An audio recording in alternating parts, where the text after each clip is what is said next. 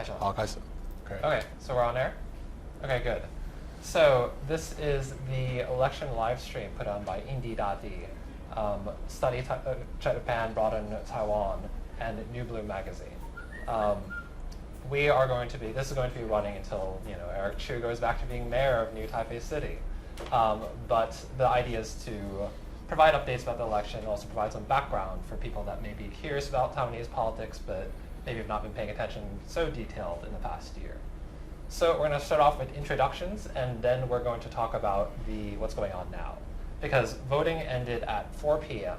and vote counting started. So there are already some results. We already are seeing some local elections that seem like they're clear leaders, and we're also seeing pretty clear results in the presidential election. So let's begin by introducing ourselves. This is Study Japan, Broaden Taiwan live stream in about an hour. We will be returning for the English live stream at the end from 8 to 9. But if you know Japanese, if you are curious about what the angle on this from Japan's point of view would be, it's good to tune in. So about us, we are New Blue Magazine, us here. We were founded after the Sunflower Movement in 2014, 1 month after we withdrew from the legislative branch by Taiwanese activists and American journalists. We hope to connect the international world to Taiwan and the international world to Taiwan. We also focus on youth culture and politics in East Asia with a focus on Taiwan. So we do journalism, we conduct and write op-eds, we do analysis. And we're also very much interested in art and culture in Taiwan because these are things the world can know about. So how about a round of introductions for the people that are sitting here? There's going to be a different group of people later on from 8 to 9, but how about some introductions from us here? Okay, start. Okay, hi guys, I'm Min and I got my election campaign. So as of now, I have to do a live update. Is that Taiwan has broke 4.3 million votes. Julie wins at 2.7 million votes.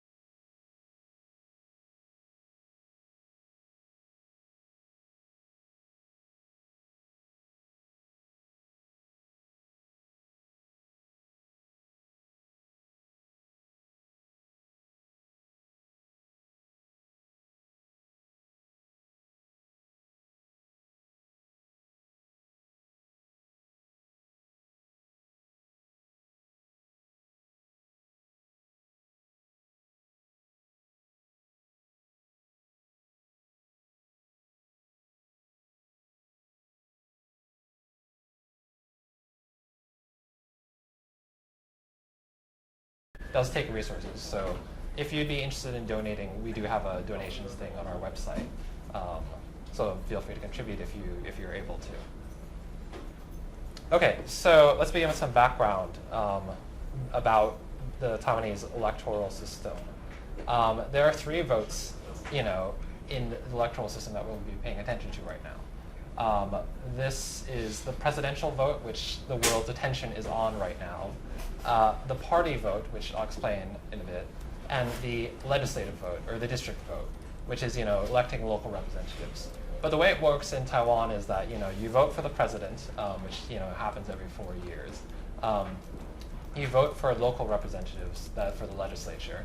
And there are also party votes. You can vote for a party, and it may be different from what you voted, the different party than what you voted in the other 2 votes. But there is proportional representation in the legislature according to party. So that is the party votes. And that's one of the things that's been hotly debated. There are new parties that are actually hoping to become, their main strategy is to get into legislative realm through the party votes. We can talk about that a bit later, maybe. So there will be a couple of legislative districts we will be watching out for that has been in the news and have been uncontested. So we all know about the third force, which we will talk about later on. But here are some of the interesting races that are very tight. And which everyone would be interested in knowing the results of. So we'll be touching on Taipei City District 1, that's Ding Shouzhong and Wu Shiyao. Ding Shouzhong KMT, Wu Shiyao DPP. And then we'll be looking at District 3, Zhongshan Chu, Zhongshan, Songshan. That will be Jiang Wanan KMT. And Chiang Kai-shek's descendant. Yeah, Chiang Kai-shek's descendant, exactly. And we'll have Billy Pan. He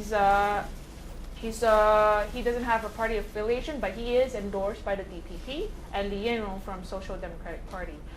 And then we'll have Taipei District number 4. Is it there one more person?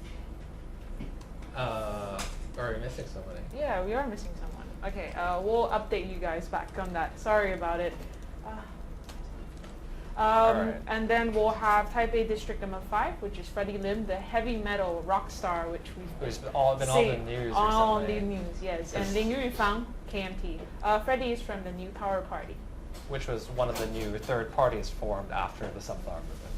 And then we have Dan Chu, that will be District 6. That will be the leader of the Green Party Social Democratic Alliance, Democrat Alliance, Fan Yun.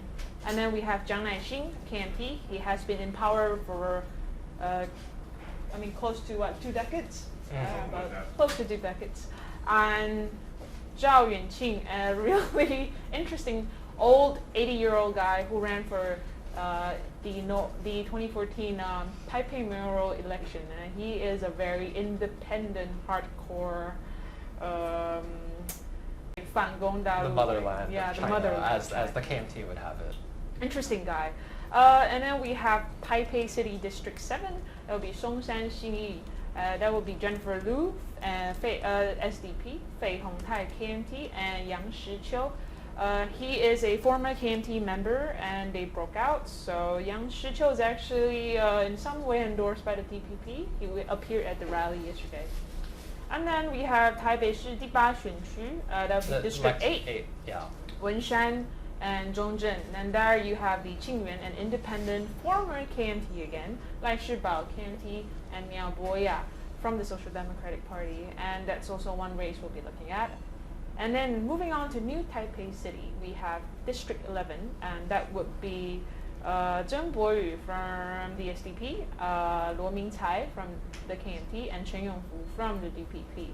And it seems to be that Luo Mingcai is leading by a lot. And then we have Xinbei Shi, which is the New Taipei City's District number 1. So Liu Shenling is from the DPP, Wu Yushen is from the KMT. Wu Yushen is a really interesting figure as well. He is one of the 3 legislators that the appendectomy project is seeking to remove from the legislature during last year in 2015, and they did not get through the so-called round 2 of the Recall process. Yeah, recall process. We have District 12, which is Wang Guochang from the New Power Party, and Li Qinghua from the People First Party, led by Song Chuyu, James Song. And it seems to be that Wang Guochang is leading Li Qinghua by a rather consistent amount in a way. So brings us to also Hsinchu. Hsinchu, there's only 1 seat to be running for, and we have Ke Jianming from DPP, Zheng Zhenqian from the KMT, and Han Liqiu, Qiu Xianzhi from the New Power Party. Now, what the DPP and Han Liqiu from the NPP were trying to negotiate and exchange terms on whether one of them should drop out in the initial start of the elections. But apparently none wanted to back down, so now they're both vying for the same group, same electoral group in a way. And then we have Taichung District number 3, Shengang, Daya, Holi, Tanzi. And then we have Yang Chongying and Hong Ziyong. Yang Chongying is from the KMT. She's been in power for a very long time. And Hong Ziyong is from the New Power Party. Now, Hong Ziyong is also an extremely interesting figure, because if anyone remember what happened back in, 2013. 2013, yes. The death of this soldier, Hong Zhongqiu in the camp. Now she is his sister, and she's completely, she doesn't have any political background, unlike most of the politicians. There is like a fresh white piece of paper. Fresh-faced candidate. Fresh-faced candidate, yeah. So Hong Chi-young is currently leading in an extremely conservative area in Taiwan, and we will be looking forward to the election result of this, because having fresh face into the legislature reminds us of Cohen's in a way, and this might be a kind of interesting phenomenon that's revealing itself in Taiwan's politics. And then we have also sort of Hualien, and then we have Xiao Meiqing, who's from Xiao Bikim from the DPP, and Wang Tingshen from the KMT. The last round, Xiao Bikim lost, and the DPP is really looking at getting back this seat. So then we have also Kim Men, which has always been a KMT stronghold, but it might face a change. It might have a change this time around, that the DPP seat instead of the KMT, Yang Jun. So. Okay, that's good. Fine. So next we should be talking about the presidential race. We should talk about some of the background. And we already, in the beginning of this, we went through kind of the results that had come in already, because as you can see from the polls, some of the projected results are already very clear. So obviously we do see Tsai leading by large margins so far, as polling has consistently shown. The question really is, how much will the KMT lose? And as much less the PFP led by James Song. So as you see, there's consistently been a Tsai lead, though if you look at the timeline, that with some of the debates, with some of the statements, Tsai said her approval rating did go down and go up afterwards. So we'll see. I mean, that's the question. But with 2016 elections, it does seem clear who the front runner is. Let's talk about our presidential candidates. Three.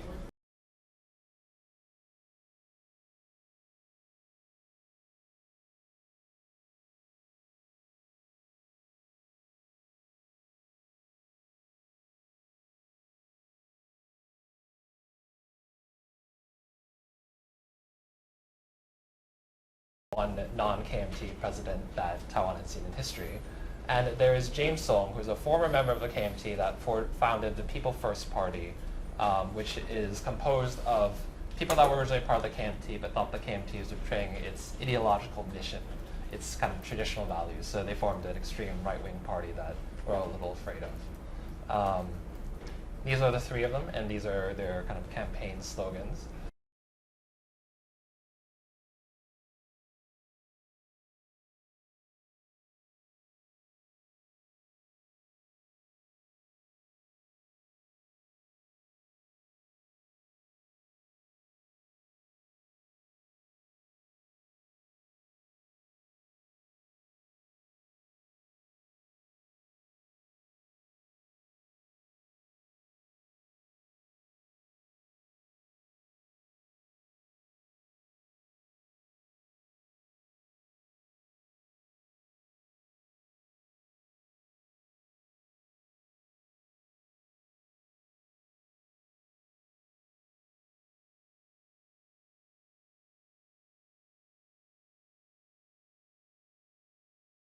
So we'd say the former mayor of New Taipei City, but he's still the mayor of New Taipei City. He went to run for president while temporarily leaving the office as mayor. New Taipei City is one of the few strongholds the KMT has left after the beating it took last year in November during 9/11 elections. He calls for one Taiwan, Taiwan 就是力量, Taiwan is power. He calls for unity in the face of division of the past year, which is how the KMT has been trying to depict the popular protests and the mass dissatisfaction of young people with it as just, turmoil which Taiwan needs to get over to become unified. James Song, who is also, former KMT and the leader of the People First Party, is running on a platform which is also similar, but, maybe more right he claims that the KMT has discarded traditional values of belief in Sun Yat-sen's three principles of the people and that kind of thing. So go back to the glorious past for him. Okay, I'm going to cut it right now. So Taiwan house and Song Chu is 880,000. Now, some of the sort of cities and such as in Peng, some of the legislator has self-declared their candidacy. We have like DPP in Penghu declaring their candidacy that they have won, and KMT in Jiangxian. Seems like we've got news from Sanli SET-TV that in Taipei District number 5, Freddie has sort of turned the tables and is leading by 1,000. It's a very close call there. And it seems like in Taichung, District 3, Hong Siyong is also leading. And pretty confident that she might see some chances in going into the legislature, as well as Huang Guochang in New Taipei City District 11. Xizhi, yes. So we'll go back to our presentation. Okay, let me cut in. So for the party vote, according to the Central Electoral, 7% of the party votes is the first place, and KMT the second place with 26%. The third party is the People First Party, PFP, with 5.8%. The fourth is New Power Party with 4.25%. And the fifth is Taiwan Solidarity Union with 3%. So that's the live update for the party votes. Okay, go back to Brian. Okay, well, I guess Sung is still in the race, or at least his party is. Although, you know, his presidential race, you can't say so. So let's talk about some of the history of how we got here. Tsai ran for president before in the past against Ma Ying-jeou, and Ma Ying-jeou won. So she's running again this time, and you know, as with any candidate that runs after a failed candidacy, there is kind of the past that comes back to haunt you. So let's play a brief clip from Tsai's concession speech, which has subtitles.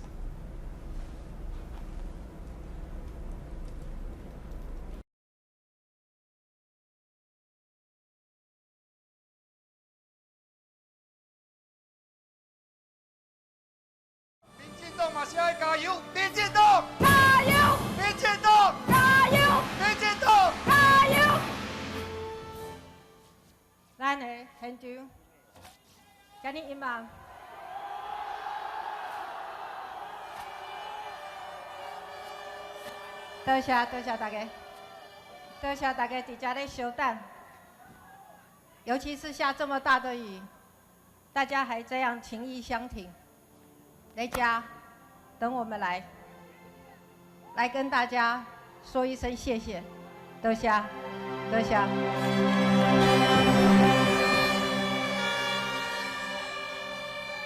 我们在场的朋友，我们在电视机前面很多国人同胞，还有我们网络上我们的网友，大家晚安。对于今天2012年总统选举的结果，我们败选，我要在这里向大家致上最深的歉意。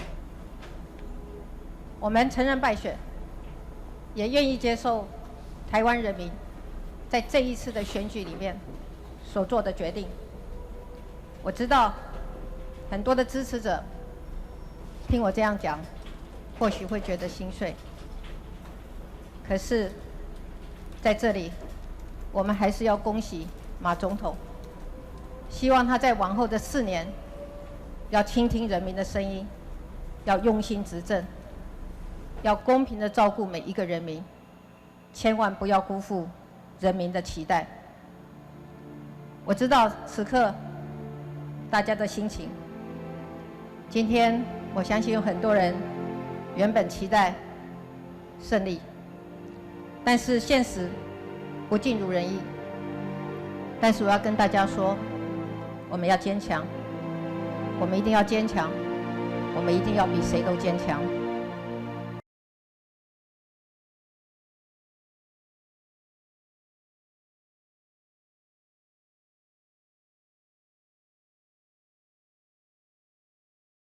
我们先来看看，在马英九竞选总部，现在他已经到达现场了。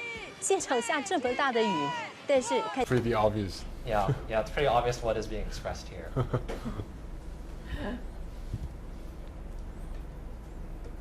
And we are going to see him like cry. 好，各位乡亲， I guess 各位父 tables are 老 going to，turn this time around. Yeah, we will see. Well, we do know that. 好，迎接胜利的声音。马总统，我爱你；吴副总统，我爱你。好，雨下这么大，总统不好意思让各位站太久，所以现在我们马上请总统致辞。小副总统、连荣誉主席、吴荣誉主席、吴院长、王院长，现场各位先进、长辈、乡亲，大家晚安，大家好。好，大家安，大家好。大家晚安，大家好。大家好。 Yeah, just kind of here. I think we've had enough of seeing the campus celebrating. As we already know, apart from that, today is not as rainy as 2012 apparently was. The results will be reversed this time. So as Tai said, have 4 years of struggle paid off? That's the question. The KMT will, well, almost definitely lose tonight. And Tai will be in office. So what we'll see is probably the reverse. We'll see some kind of speech given by the KMT in which they will try to explain the reasons for the defeat, and Tai will come to power, and we will see what happens from there. Yeah, so the tide turns. But when we talk about current elections, there's an incident that we'd actually like to bring to everyone's attention, which happened yesterday and became well known over all the internet. It's quite interesting because such a development occurs so close to election, and that Taiwanese netizens and citizens would all start discussing it all. After the rally of both the candidates, netizens in Taiwan were enraged over a video of this Taiwanese, 16-year-old Taiwanese that's currently a celebrity in the K-pop, like Korean entertainment industry. What happened was in one of their music videos, she sort of raised this Korea and Taiwan and the ROC flag together, and it sort of sparked this outrage because of another celebrity in who is Taiwanese, but he went over to sort of who sort of went over to China to sort of further his career, and he sort of like Chinese-fied in a way, and called what this 16-year-old actions sort of declaring Taiwanese independence, which doesn't really make sense because we know that people that sort of are like Taiwanese independence activists do not wave the ROC flag. But that's not the point. The point is it sort of sparked outrage both in Taiwan. Hey, we're gonna not sort of purchase the entertainment groups, that we're going to stop watching and stop supporting these idol groups. And this entertainment company in Korea is JYP. They have a huge market in China, and they're afraid that this incident might affect their prospect in the Chinese market. So what happened was they actually forced this 16, I would say forced. Apparently she doesn't look too well or too she looks really reluctant to be saying, the apology speech. So what happened was they made her apologize in a video uploaded on YouTube, claiming that there's only one China, the two straits belong to one China, she is proud to be a Chinese, and she apologized for what she has done. This sparked a huge outrage and sort of like nowhere, like surged out in a matter of hours. The entire internet was filled with comments on this incident, and it's also one of the reasons why people are saying that it might have affected the elections in Tsai's favor in a way like Chen Shui-bian, the two bullets did in Chen Shui-bian during him running for presidency. Right before the election. Right before the election day as well. So it's actually a very interesting thing because this whole ROC rhetoric and the KMT apparently didn't help much when they said that it's okay, like Zhu, her name's Zhu, and we'll support you, welcome back to Taiwan after what happened to her, which really isn't helping. So yeah, so this was a huge hit, a huge incident yesterday on the Taiwanese internet and even on Korean and Chinese media. But we'll see how this plays out, and we'll see how this incident moves on. Yeah, it's been all over the entertainment news. Did you? Okay, let me cut in to report several breaking news. The first one is KMT party spokesman Yang Weizhong has resigned, and he posted on his Facebook page at 5:30 that he has submitted his resignation. Also, for the DPP candidate in Tainan, 2nd electoral district Huang Weizhe has already declared victory. Official Central Electoral Commission results shows Huang Weizhe holding a commanding 75% of the votes. Okay, go back to Brian. Although it's Tainan, so it's not Yeah. surprising. So maybe as a way to jump from that, we can use that to talk about the year's past issues. Because what was very interesting about this election was that it wasn't just KMT versus DPP. We had first one candidate from the KMT that then was switched with another candidate. So Eric Chu, in an unprecedented move, became the presidential candidate of the KMT in place of Hong Xiuqu. What is at stake after the Sunflower Movement is the KMT deeply culturally identify with China and not Taiwan. But with the rise of Taiwanese consciousness in the past decades, this is controversial for even the KMT. A die-hard candidate would have such a difficult time getting elected now.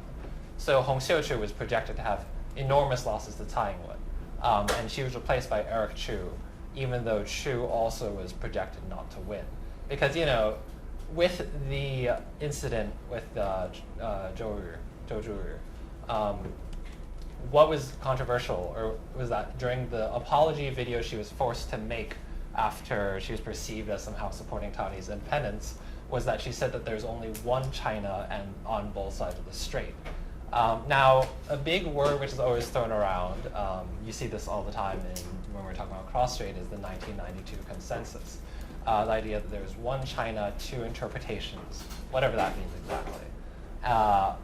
The idea is that both the Republic of China government and the People's Republic of China government, that is to say, China, but they disagree on the interpretation of that China, which amounts to, in my view, my personal view, just a lot of fluff about nothing.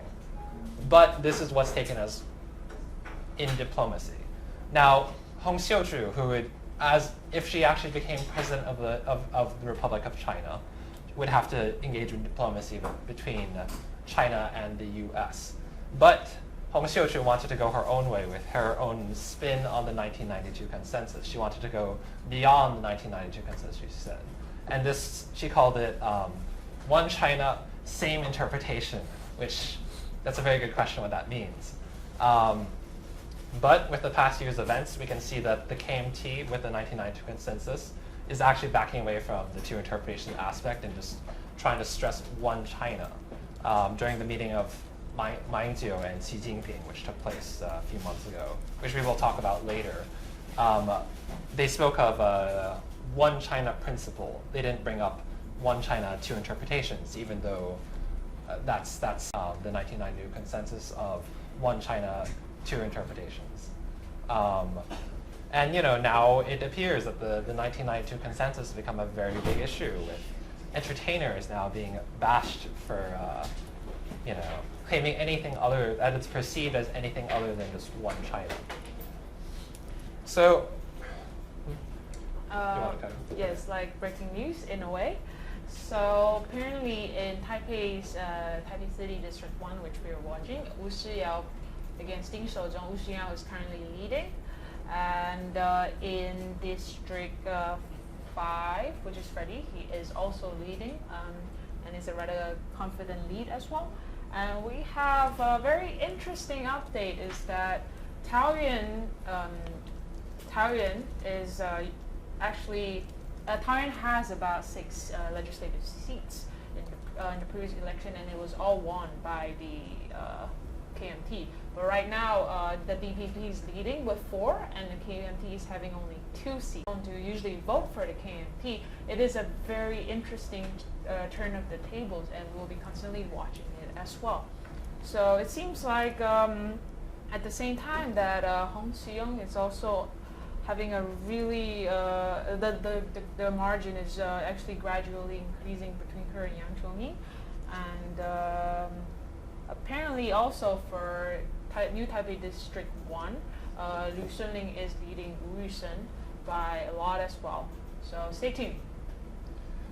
Okay, so with regards to the conflict between the DPP and the KMT, what the past year really saw was a change of the tide.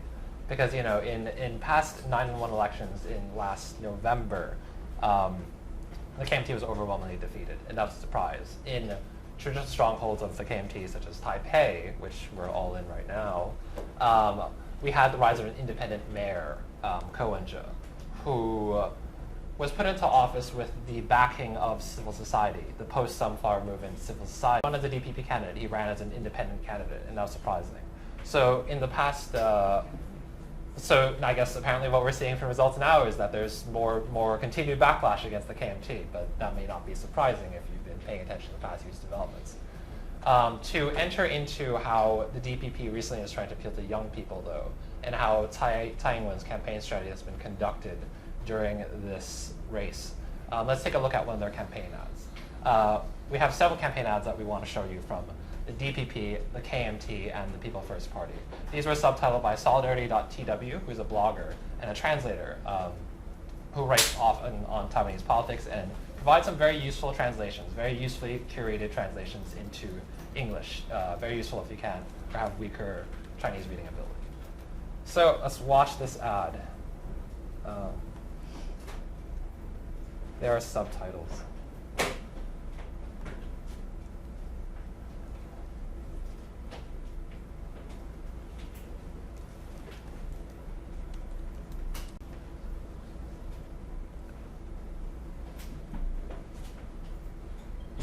我们终于更清晰地看见彼此。我们在乡村，我们在城市，我们在行走，我们在奔跑，我们在等孩子下课，我们在为生计奔波。这一刻，所有过去都已过去。或许我们不够了解彼此。或许我们彼此不够宽容，但过去的荣耀教我们更自信，过去的痛苦教我们更勇敢。这一刻是神圣的一刻，党派已经无法分割你我，只要我们手牵手，我们一定可以改变什么。这一刻，我们决定不停在这一刻，跟着孩子走，因为他们知道真正的未来是什么。只要我们手牵手，我们一定可以改变什么。风和日丽，昂首阔步，跟着孩子走，我们一定可以改变什么。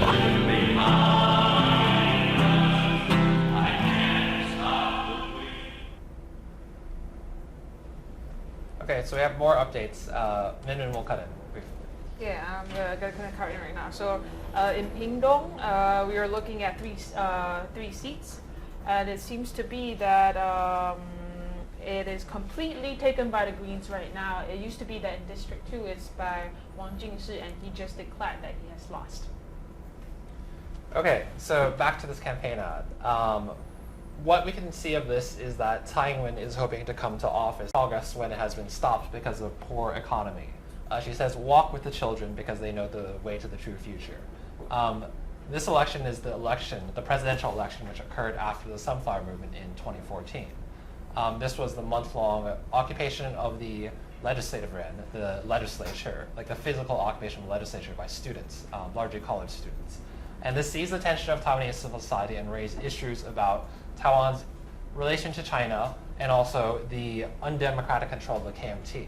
What happened then with the KMT was trying to push for a trade bill with China, a free trade agreement, the CSSTA, and that was just really just pushed through. They through processes, they actually just tried. They just kind of declared that it was passed.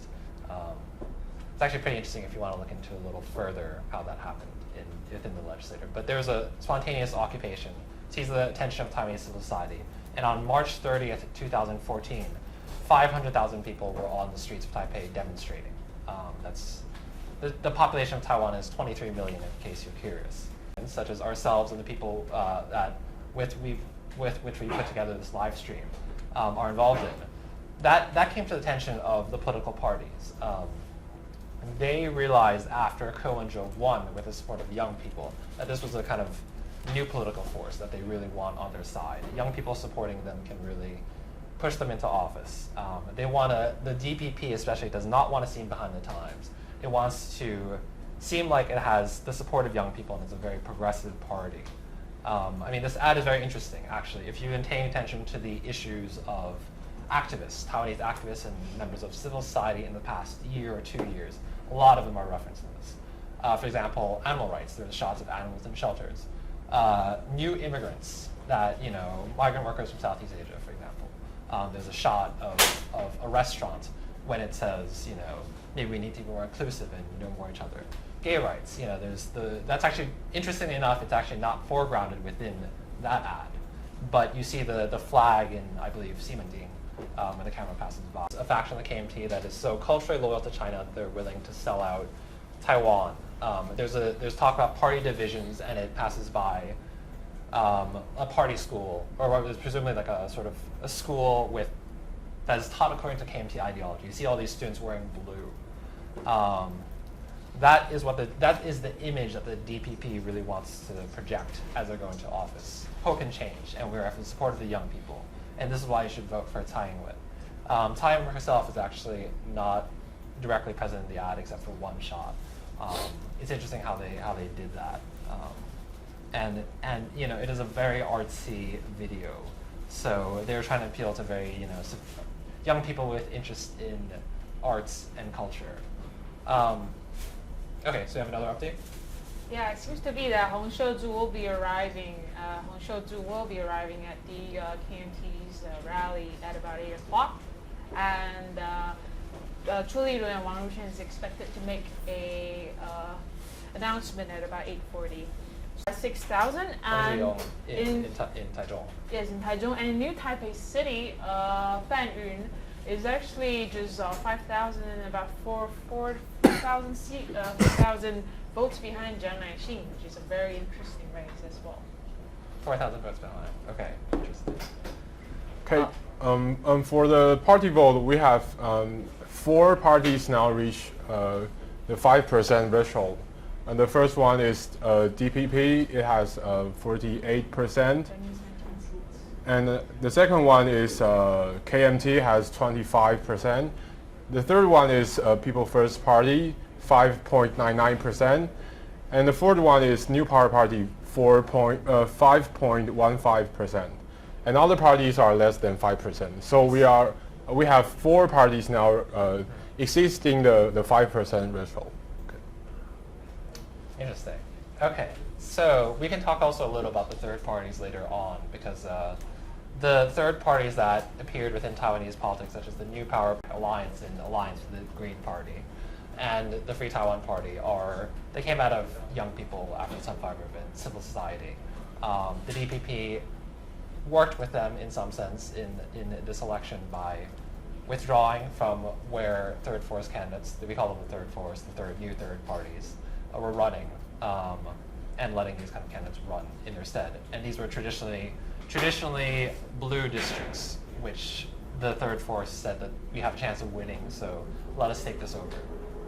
There's been issues about the exact relation of the DPP and the third force, and the DPP now has some anxieties about whether they gave too much leeway to the third force at expense of itself. We can talk about that later. But the KMT. Oops, sorry. Okay, so this is the KMT's response, in some sense, to the youth uprisings of the last year, whether in the Sunflower Movement or afterwards. 我做错了什么？ There are also subtitles. This is also by solidarity.dw. 一个中年人用了大半辈子，为自己的家和国家努力，为什么今天在他们口中，我成了坏人？他们从不说韩国光用我们没有的贸易优惠就可以打败我们，他们却说我去对岸打拼的朋友是出卖国家。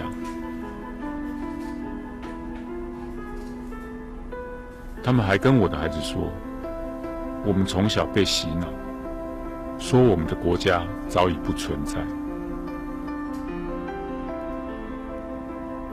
他们禁止我说正义2个字，因为正义是他们专属，法庭正义是他们的，居住正义是他们的，经济正义是他们的，我的正义什么都不是。在别的国家，我明明是社会的支柱，为什么在自己的国家，我什么都不是？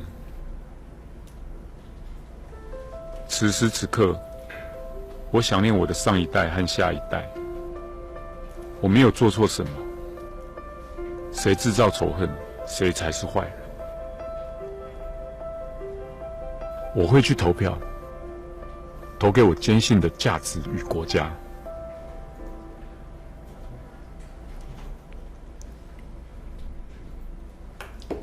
Okay, so I'll explain the ad briefly, and then we also have some more breaking news updates because we're supposed to be live updating the election. That's the main point of this. That's the KMT's response to this year of young people rising up against the KMT. A lot of people say Taiwan's a democracy, but some of us are not so sure. The KMT is the former authoritarian party that ruled during martial law. Okay. So there's still a lot of elements of Taiwan that are not democratic. The KMT has until grip on the Ministry of Foreign Affairs, for example. So it affects the way Taiwan conducts relations, international relations, which is very crucial considering Taiwan's precarious situation relative to China. It also is that the KMT, even under the one non-KMT president in history, under the DPP, under Chen Shui-bian, they control the legislature. So there's backlash against it. Now the KMT perceive this as intergenerational conflict. They talk about how young people are kind of disregarding their elders and defying traditional morality, and also that the people are stirring up trouble. This ad was very controversial. You see it has very high production values. It was actually a centerpiece of the campaigning of the KMT, just as the previous ad we showed by the DPP was the centerpiece of their campaigning. It came up during the presidential debates. But this is how the KMT responds to young people. Okay, I have to break in right now. Taiwan has reached 6.09 million, and that was exactly what she won in the 2012 elections. And she is still on the lead at 940,000. This looks like Taiwan is definitely going to win the race. We're going to switch back to the legislative districts. It seems like in Taipei District 1, Wu Xiao is on the lead. And it seems like Ding Xiaozhong, the so-called A-plus legislator, that's his sort of campaign theme, isn't going to be,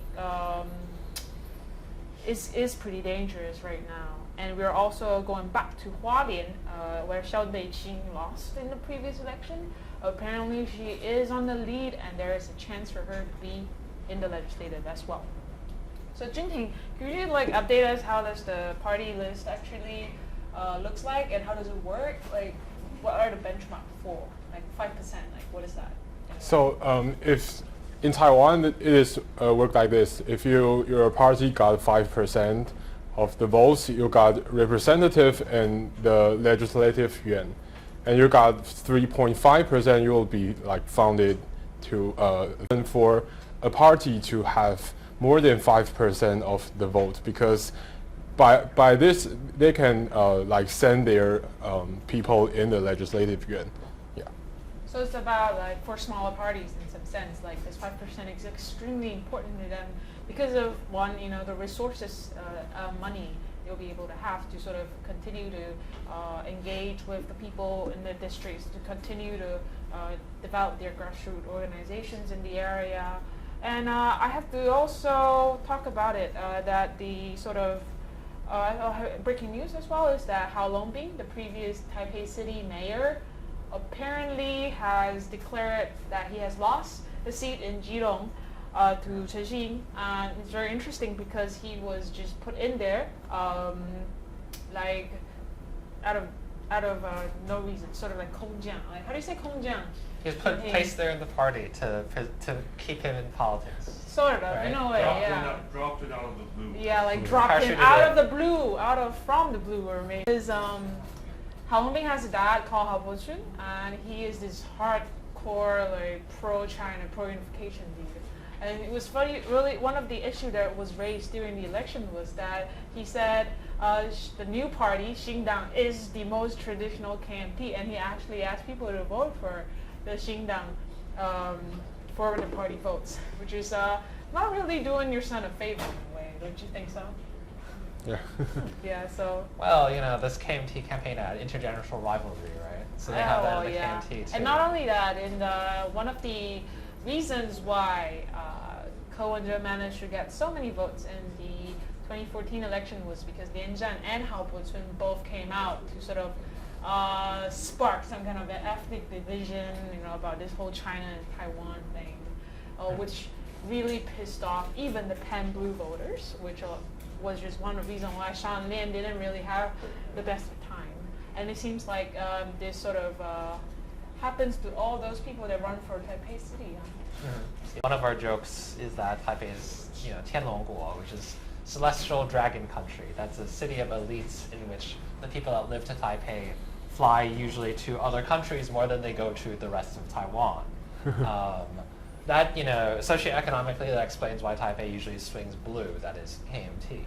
And Taipei is, it also is a very key point in launching off a lot of political careers, because we've had a lot of presidents that were previously mayor of Taipei City before they became president. The current president on his way out, Ma Ying-jeou is an example. Chen Shui-bian before him is also another example. Okay, so let's close off our, okay, not this again. Let's close off our campaign ads by showing a new party campaign ad to give you a sense of what this party is like, one of these splinter groups from the KMT which tries to preserve traditional ideology, and see how they're doing with their marketing. Also translated by Solidarity. 你有没有空？爸爸1月16号也没空啊。哥哥，那你有没有空？爸爸妈妈他们都没空。我1月16号也没空。老师，那你1月16号有没有空？为什么大家都没有空呢？ Photoshop there. That's right. 老师1月16号要去投票，记得哦，这张票要投给16号新党，我们一起去投票。16号投给16号的新党。1月16号，政党票，我投16号新党，耶！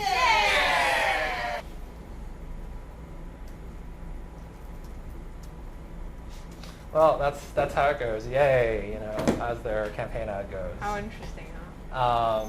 It's funny because if you notice in this shot, the first shot, she is standing in front of the Sun Yat-sen Memorial. So I think that's a reference to, preserving traditional values regarding Sun Yat-sen's 3 principles of the people, 三民主义. I didn't notice it there. But you can see, they're pretty out of touch with contemporary times, marketing, reality, arguably. In Taiwan. Yeah, I like it. It's like a used car commercial that I would see in local TV in America. Yeah. Like really bad, like Photoshop, and do they not have the money? Oh wait. Well, that's a question. I mean, these parties sometimes, these splinter groups, they have money. But why is it so bad here? It's a really good question. It could be that we've seen a noticeably bad advertising by the KMT in this election. And the KMT are possibly the richest party in the world, political party in the world. They have a lot of resources. So with something like this, maybe they have the resources, just their internal fossilization within the party prevents the creation of new ads that you appeal to the interest. Well, I'm going to update again. It seems like the AIT has the AI, Richard, what was his name, Burgundy, Roy Burgundy or something? Bore Guang, have to get his name right, sorry. Headquarters of the DPP, and it seems kind of apparent that Taiwan will be having their first female president in a couple of hours. And it seems to me that Song Chu-yu's votes are at 940,000. And Raymond Burgundy, sorry, Raymond Burgard, sorry, Burgard, sorry. So it seems like Song Chu is at 940,000 right now, and there is a huge discrepancy from what he had in 2012, where he only got 360,000. So it's not too bad for a third run. I mean, it's been tough on this old guy after all. He's 80 and he's still running around.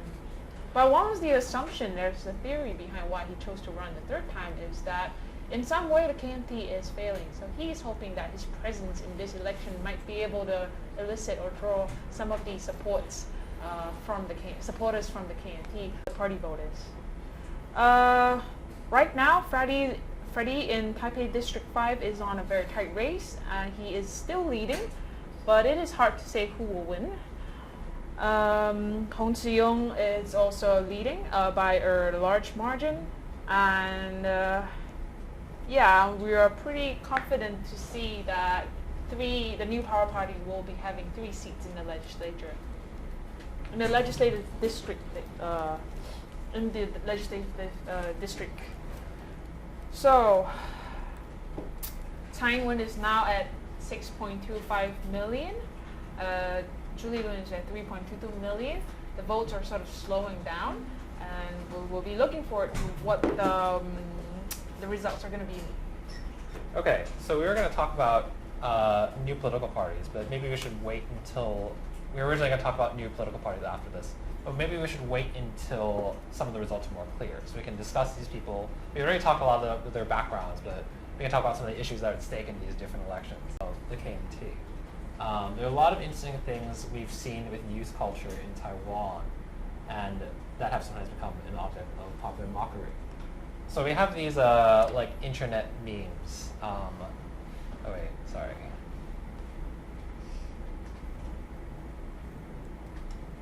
That are very popular in Taiwan, called kusos. And the thing is that this is another thing with young people, that we're all on Facebook.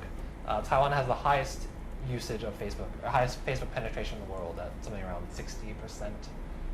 It's a lot of people on Facebook. Actually, it's not even just young people, it's also older people on Facebook. So Taiwan's developed a very unique internet culture. And that's something that, particularly because we ourselves are young people, we sometimes write about in our reporting on Taiwan. One of the most famous is Taiwan Fugue or Nagi or Kaobei Jiuke. So let's talk about some of the memes.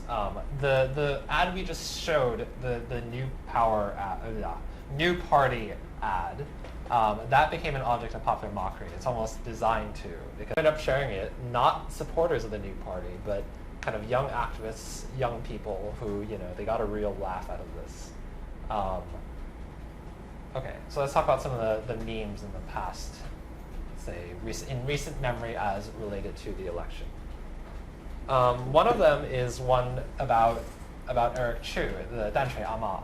So during a debate, the second presidential debate, I believe, Eric Chu claimed that part of the reason why he was encouraged to run for president, replacing Hong Jiuchu as the candidate of the KMT, is because Danshui Ama, a grandmother in Danshui, told him that he needs to do this in order to rescue Taiwan from whatever pitfalls fallen into in the minds of the KMT. This attempt to play on the heartstrings of the public sounds like a little like Richard Nixon talking about his dog, if you ask me. But because of the perception that the KMT is a party of kind of wealthy elites that are out of touch with everyday reality, or beyond the pale of everyday people in Taiwan, the KMT is trying to humanize itself, and Eric Chu is trying to do that. Almost immediately during the debate itself, as soon as he said this, people started mocking it online. So there's a Dan Shui Ama page now, a fan page on Facebook for someone that purports to be this Dan Shui Ama. There is a thing that came out from Taiwan Fugue, which you see in the pink thing, saying that I didn't tell Eric Chu to go run for president, and that's with a signature of the Dan Shui Ama. And because Eric Chu's campaign slogan is "One Taiwan," 台湾就是力量, Taiwan is power. So it says one grandma, grandmother is power. Yeah, I mean, I guess some grandmothers are powerful. But there was actually a funny incident where someone actually did appear later on claiming to be that very Dan Shui Ama, the Dan Shui grandma herself who had inspired Eric Chu to run for president. Actually has such a huge influence in this year's election. Now memes are supposedly really simple, has like a huge amount of cultural context, but it's usually extremely negative and what we'll call it's very sarcastic. Yes, extremely sarcastic, gets the point through. And what happened was apparently how the social media was like in this year's election is that it seems like there are many of these pro-green, pro-Taiwan memes that garners a lot of attention because they're extremely good at grasping what's the latest news that's going on. How do you creatively make it into a really funny meme that people would look at it and laugh. And not only so, this actually came out from the Cohen's campaign, because what we saw in the Cohen's campaign was all these jokes and hilarious videos and images of Lin Shunwen. Sean Lian. Yeah, Sean Lian. It's a very mockable figure. Exactly, an extremely mockable figure. We don't know if it was because the internet netizens were really good at mocking people. That's not exactly your point.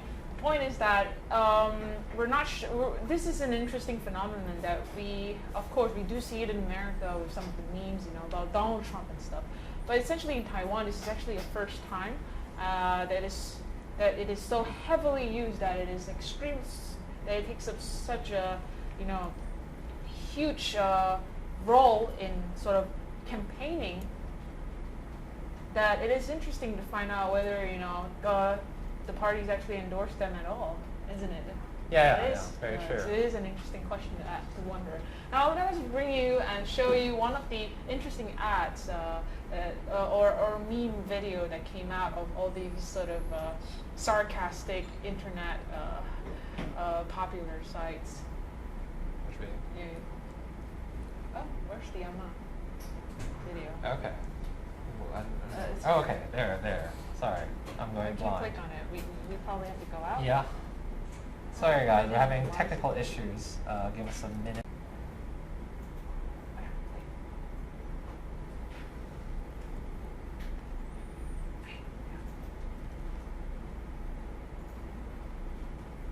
阿嬷，你即马伫倒位？阮在叫你，你敢有听着？阮的认真甲阮的成功，你敢有看着？阮在叫你。So there you have it. Internet culture in Taiwan is very unique, I think. It's very creative generally.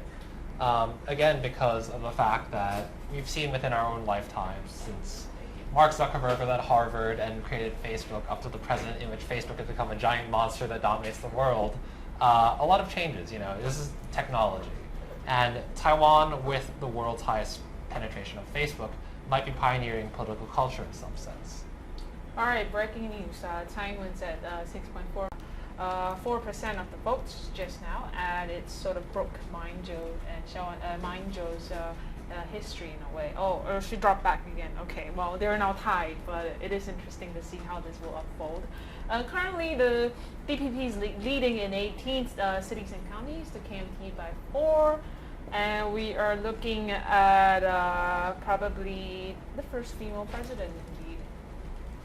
Well, you know, when Hong Xiuju ran for president too, they thought Taiwan would have a female president too, whether a far right wing KMT reactionary or a Taiwan. But yeah, the history is being made here, so we're here to watch it. Okay, so let's talk about some of the other memes while we wait for more election results. Namely, you know, there's a very interesting, a very democratic culture that has emerged in Taiwan, in which there's young people kind of participating in politics in new and innovative ways, often with the help of the internet. Can you pass that over to me? Sure. So you have he's a reporter for the Taipei Times who also writes for New Boom that we're going to be interviewing briefly.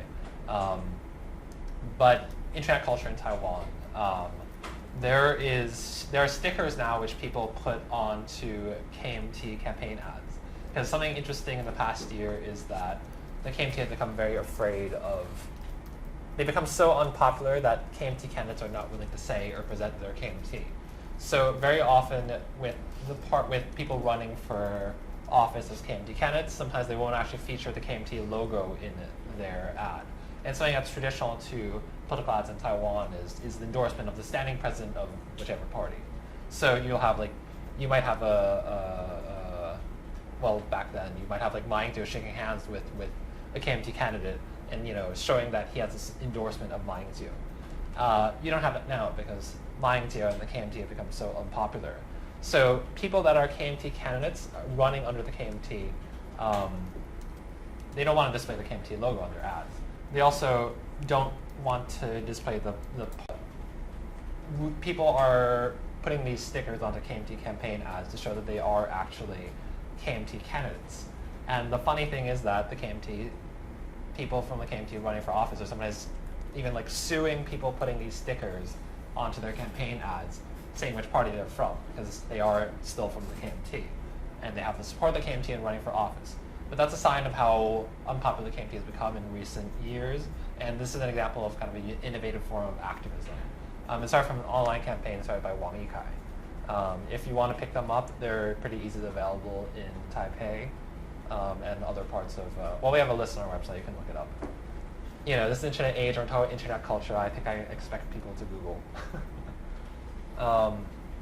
Relatedly, we also have another sticker campaign, which was started by Dennis Chen in Taichung, the Republic of Taiwan passport.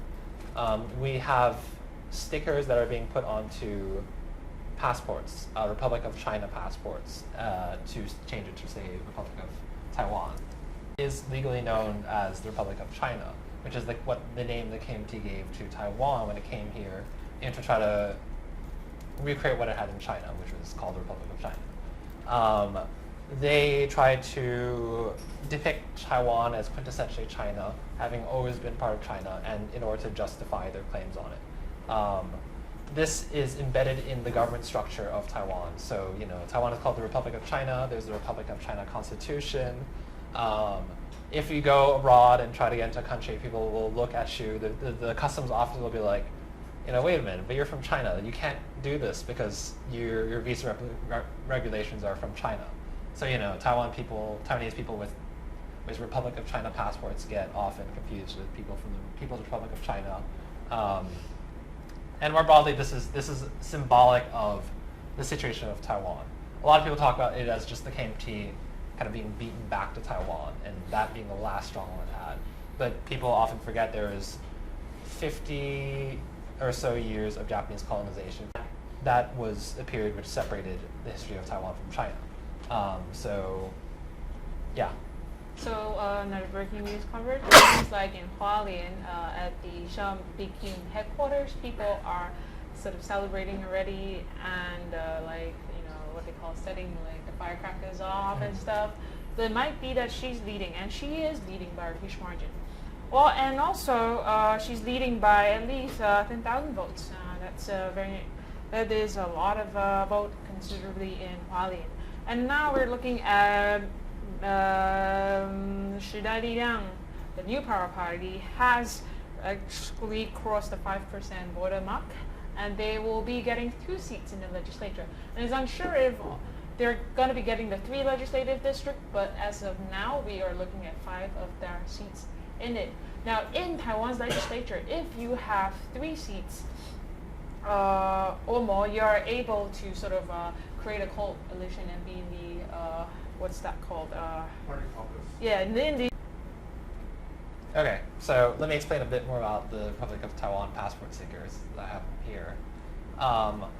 So because of the fact that Taiwan in international law is often not allowed to be represented as Taiwan, it has to be Republic of China at best, or very often it's like Chinese Taipei or Taiwan, province of China, because you know China is the larger, it's the big fish in the sea. So because China will not recognize Taiwan, it does not want Taiwan to become an independent country or be known as an independent country, that the rest of the world is intimidated by China into kind of displacing Taiwan, to marginalizing Taiwan. And the Republic of Taiwan passport became a way of kind of expressing that, because you could put on your passport, which represents you abroad internationally, to show that you're Taiwanese and not Chinese. And this is not only a protest against China, but it's mostly directed, I think, at the KMT, which is continually trying to depict Taiwan as China and justify this grip on power. So now there's been a lot of controversy. Some people have actually been denied access to countries because they put the sticker onto their passport, and there's all this hullabaloo about whether this invalidates the passport. I believe the Ministry of Foreign Affairs is trying to crack down on it. But this is an interesting campaign. It just started on the internet, and you know, it might have, is having influence in international relations. It's become quite well known. And actually, recently in Hong Kong, there's also been a similar sticker project, I believe, to create something that says like, I'm not sure what it would be, but like independent Hong Kong or Hong Kong, maybe city-state. There have also been similar country projects actually with other unacknowledged territories such as Palestine. Okay, so we might talk about, because now we're seeing all these election results that are coming in, we might also change gears suddenly and talk about the political parties in the past year. The third force. There are a lot of parties that would claim to be a third force. Essentially, have 3 that we focus on: the New Power Party, the Greens Social Democratic Alliance, and the Free Taiwan Party. The New Power Party is the largest and the most powerful, as we just talked about. Now they're actually doing quite well in elections. That means that they got into the legislature, and that was like a big question: whether these new parties that came out of after the Sunflower Movement had anything substantial to them, whether they would actually be able to exert political capacity. So why don't we talk about some of the figures then of the New Power Party? We went over it a bit in passing earlier, but now we can kind of get in detail who these people are. Some are quite famous. So let's start with Freddie here in the center. Freddie Lim was actually Ling Changzuo, but you know he spells it with an M, close to the Taiwanese pronunciation. He's running in Taipei District 4. He was originally running in Da'an, but he moved to Zhonghua. He's one of the most well known because of his kind of unorthodox political career. You know, he's over for the exotic fact that he is a heavy metal candidate, a heavy metal musician running for political office in Taiwan. Where else in the world are you going to see this? So he is an internationally famous musician. He is, if you're a metalhead, you know him. Chthonic is known the world over as a famed black metal band. He also has been very political, very active in politics, through both the band and also through kind of supporting social causes. He was also the president of Amnesty International, the honorary president, for years. He's been around for a while. Chthonic sings quite often about Taiwanese independence or about Taiwanese identity in their songs. If you look at their music videos, it's very apparent. And some of their kind of makeup too is inspired by traditional Taiwanese culture. Breaking news right now. So in Taipei District 1, one of the hardest races in Taipei City, Wu Shiyao has self-declared her candidacy and has won Ding Shouzhong, who has been in there Ding years. Shouzhong lost, really? Yeah, Ding Shouzhong lost. So at least 20 years in Wow. New Taipei City. We see a turn in tables, and I'm just gonna like clap, like really. I may interject briefly. Yeah, so like when I was in elementary school, in our social studies textbook, there was a picture of the legislature, and I remember distinctly seeing a name plaque of Ding Shouzhong in my elementary school, my elementary school textbook, and that was like 20-something years ago. So he's been in there not that long. Okay. Thank you, Kevin. Well, yeah, it's surprising. I mean, Ding Shouzhong is a very well-known KMT candidate. He's even thought of as being maybe unorthodox, but you know, the tides are changing. So it's kind of interesting how the KMT is going to turn out after this. Like, what's going to be the future of the KMT? Basically, they've lost one of their stronghold district. One of their people have held on to we power might a be long looking time. at Freddie's race. race. Oh, it's still really close, but it seems to be that we still have to look at it further. It's still very heavily contested and it's very tight, so we'll see. Yeah, Freddie, again, apart from the fact that he might be the third-party candidate that's seen the most attention in the world because of being a metal musician, we'll see how he fares in office. I mean, it's very interesting. I mean, yeah. So let's talk about some of the other new Power Party candidates then. Huang Guochang, who is running in Xizhi, which is his hometown, in New Taipei City, District 12. He is a lawyer, or a professor of law at Academic Sinica, or he was. He was one of the leaders of the Sunflower Movement. The three major famous figures from that were Huang Guochang himself, and Lin Feifan and Chen Weiting, who are both graduate students. Huang Guochang was a professor then, so he's a little older. But he came to the public attention then. He also had a history in activism before that. He's running in Xizhi, which is in New Taipei City. It's a little far out. He grew up there and was born and raised there, to my awareness. He also has been talking about kind of strengthening local issues. He is very well known because of the history of the Sunflower Movement. And so when the new Power Party was formed, he was actually one of the original founders. Freddie was one of the original founders, also with Hong Ziyong, we'll talk about it in a bit. But him joining onto the new Power Party was seen as kind of like that the party kind of, in some sense, continuing the Sunflower Movement. The two major third force parties are kind of, in some ways, struggling over the legacy of the Sunflower Movement, or kind of trying to preserve the spirit of it. Which one will be the flagship of the Sunflower Movement? And Huang Guochang coming on board was also concurrent with some of the leaders of the Sunflower Movement joining the new Power Party as well, such as Chen Weiting and many others. So, okay, let's talk about Hong Ziyong. Kevin, do you want to talk about Hong Ziyong? Because you were at her campaign rally yesterday. You were one of the keynote speakers at her campaign rally yesterday in Taichung, if I'm correct. And actually, I wasn't one of the keynote speakers. I was a cello performer. And, Bring your cello over. I actually have my cello right over here. I came directly from her rally. So I don't know if this is on camera now. So, yeah. This is my cello, and as you can see, it has just about every sticker available in Taiwan. So, Hong Ziyong, as we mentioned before, Hong Ziyong is the sister of Hong Dongqiu, who suffered abuse in the military and he was abused and died just a couple of days before his mandatory military service was about to end, and she has been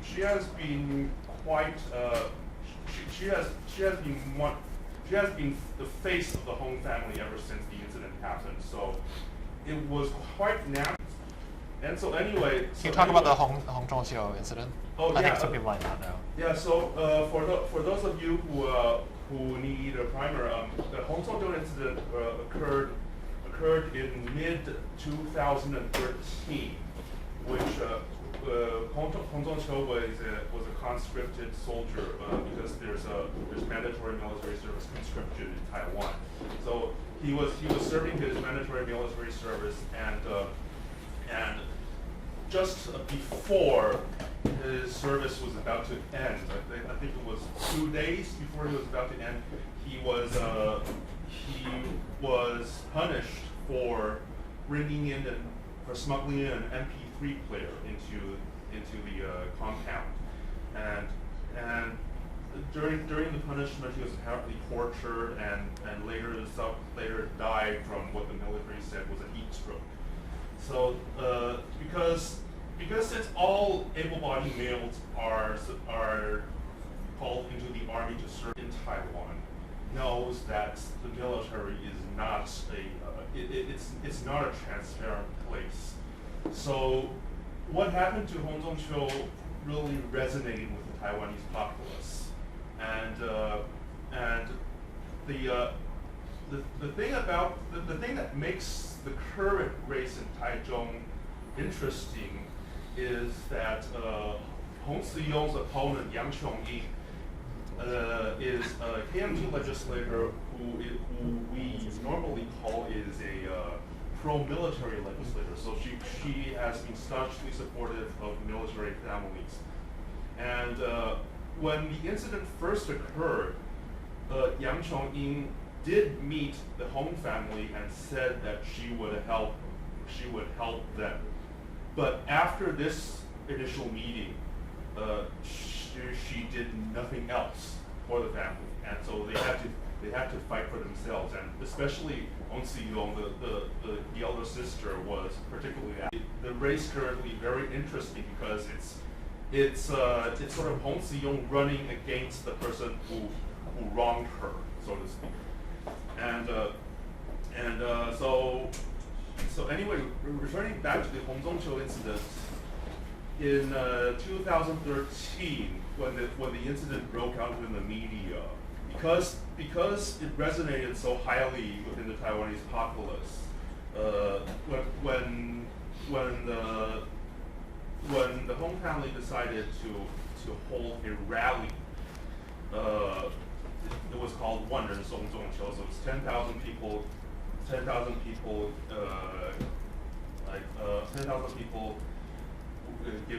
wishing support. Wishing Zhongqiu the farewell.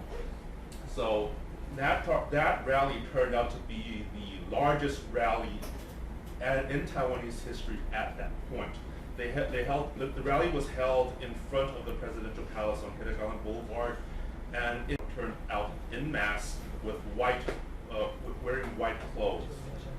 And so that at that time, that was the largest political rally ever in Taiwanese history. It was only surpassed in 2014 during the Sunflower Movement, when there was a 500,000, 500,000 strong rally at the same place, and on March 30th, 2014. So anything else I should cover? Yeah, I mean, Hong Ziyong is very well known in the New Power Party. She had some very effective campaign ads, so people pay attention to that. Also, people see her as representative of a lot of what came out of the past few years with civil activism, because, you know, the Hong Zhongqiu incident and the demonstrations that followed were one of the key incidents in the rise of civil society, of activism, the activist scene that exists in Taiwan among young people. There are a lot of groups that came out then, some which are still around and some which aren't. But, you know, a lot of these faces came from that. I mean, a lot of the New Power Party kind of coagulated through that incident. That's when Freddie Lim came to know Hong Ziyong. Being, as we mentioned, when we previously talked about her earlier, she is a fresh-faced candidate with previously no political experience. So Updates. apparently updates. At the True Camp, he is going to be appearing on stage at 7 p.m. to sort of deliver his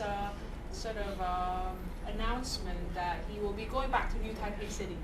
Yeah, So, to be the mayor of New Taipei City. Going back to be the New Taipei we City. can finish our reporting over here because we were supposed to report until he gets his Well, we also knew that this would happen because, you know, the race was projected very early. It's just a matter of time. It was just a matter of time. Yeah. But maybe we can still talk about. And apparently, what I've heard is that there are about 200 police force at the Zhu Lilun and Wang Rushen's sort of rally place. Because I don't know, are there going to be angry protesters? But Or KMT that Yeah, cannot maybe. accept their defeat. Yeah. in a way, maybe. I mean, remember how Lin Zhan was the Song Chu and Lin Zhan huge riot about it. Yeah, it was really interesting.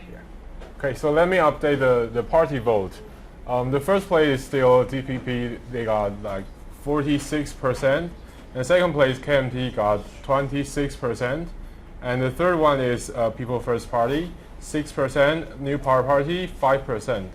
And the rest still haven't got vote over 5%. So we still only have 4 parties reach the 5% threshold.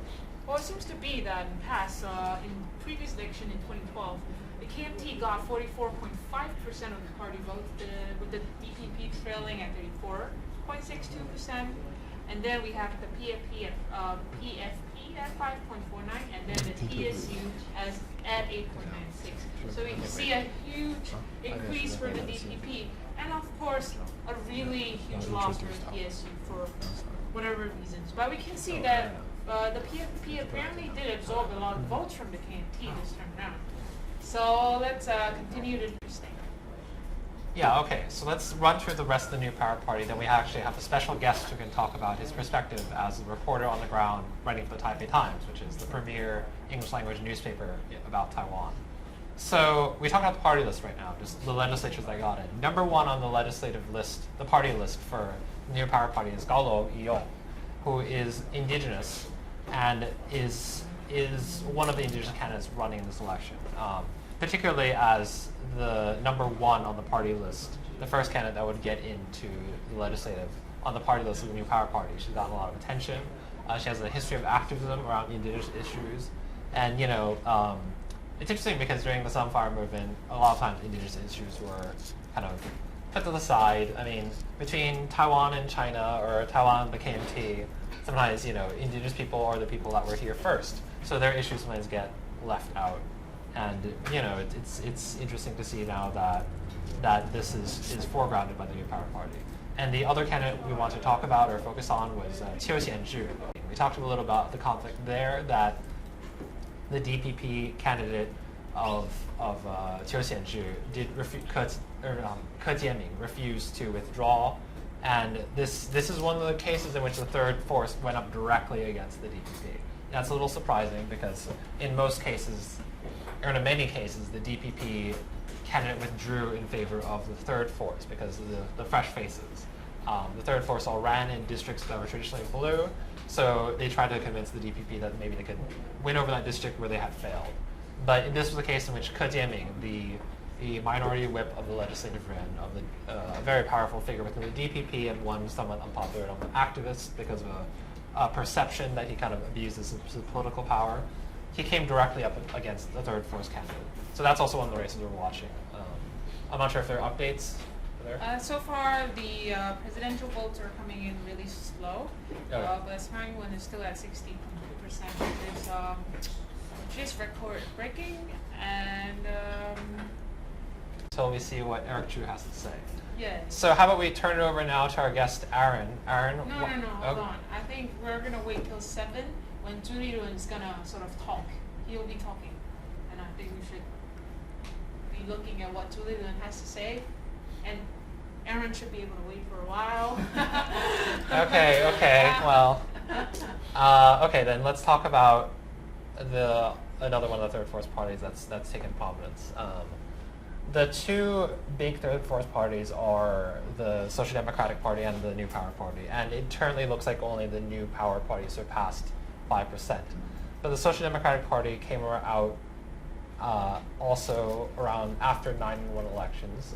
Ko Wen-je's victory proved that it was possible for independent candidates to win, even in places where they were traditionally swung blue. The Social Democratic Party is founded by people who are kind of well known in the activist circles of Taiwan, but not necessarily well known in society. Very famous people in it that they had these like superstars in the movement. So there's Fan Ring, Miao Boya, Jennifer Liu, Liu Xingxie, Li Yanrong. These are 4. There are other noteworthy candidates, but we have time to think about. Fan Ring is running in Da'an, and interestingly enough, she originally was.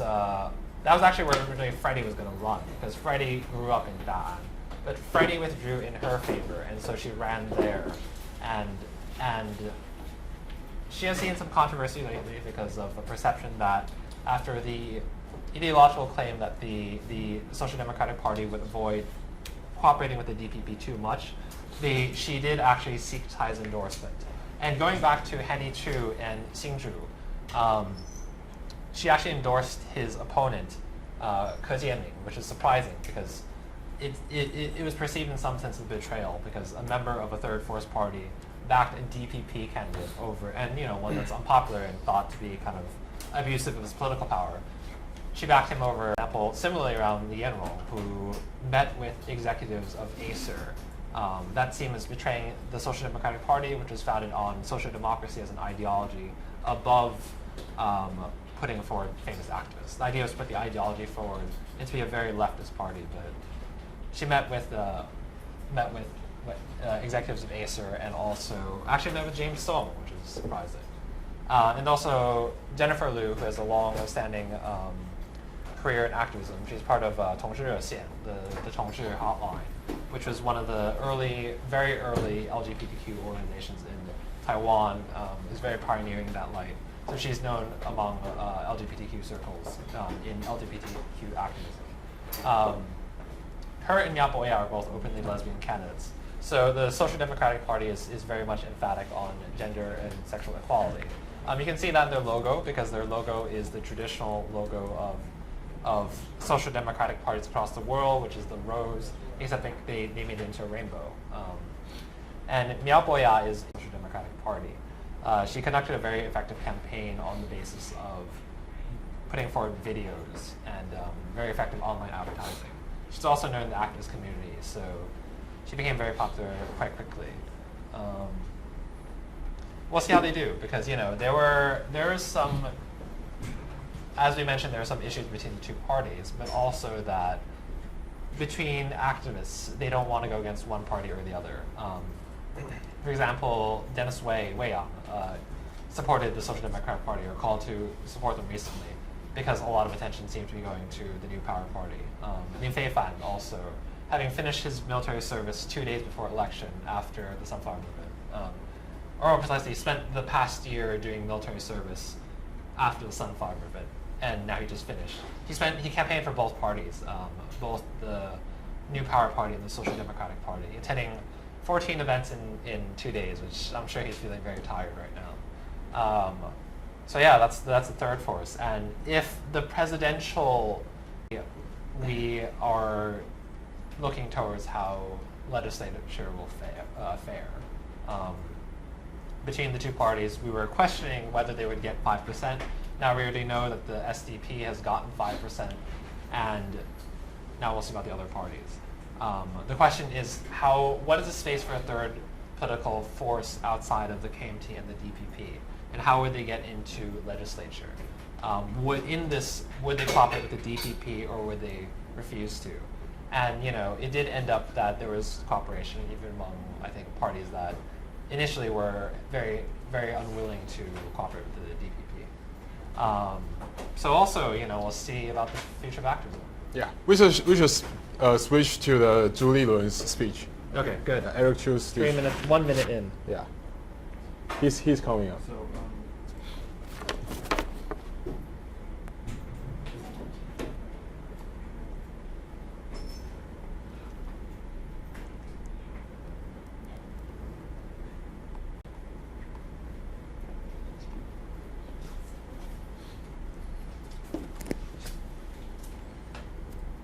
So while we were waiting on the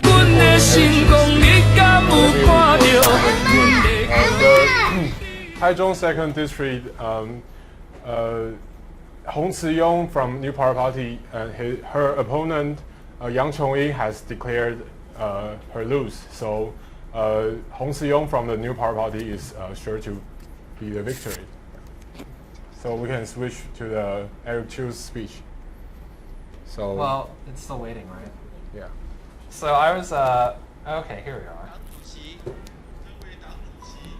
同时，大家放心，我不会放弃对国民党的信心。 So Kevin, can you translate 对国家、 Okay, is this 对 mic running? 社会对台湾选民的信心。对不起，抱歉，很抱歉，对不起，对不起。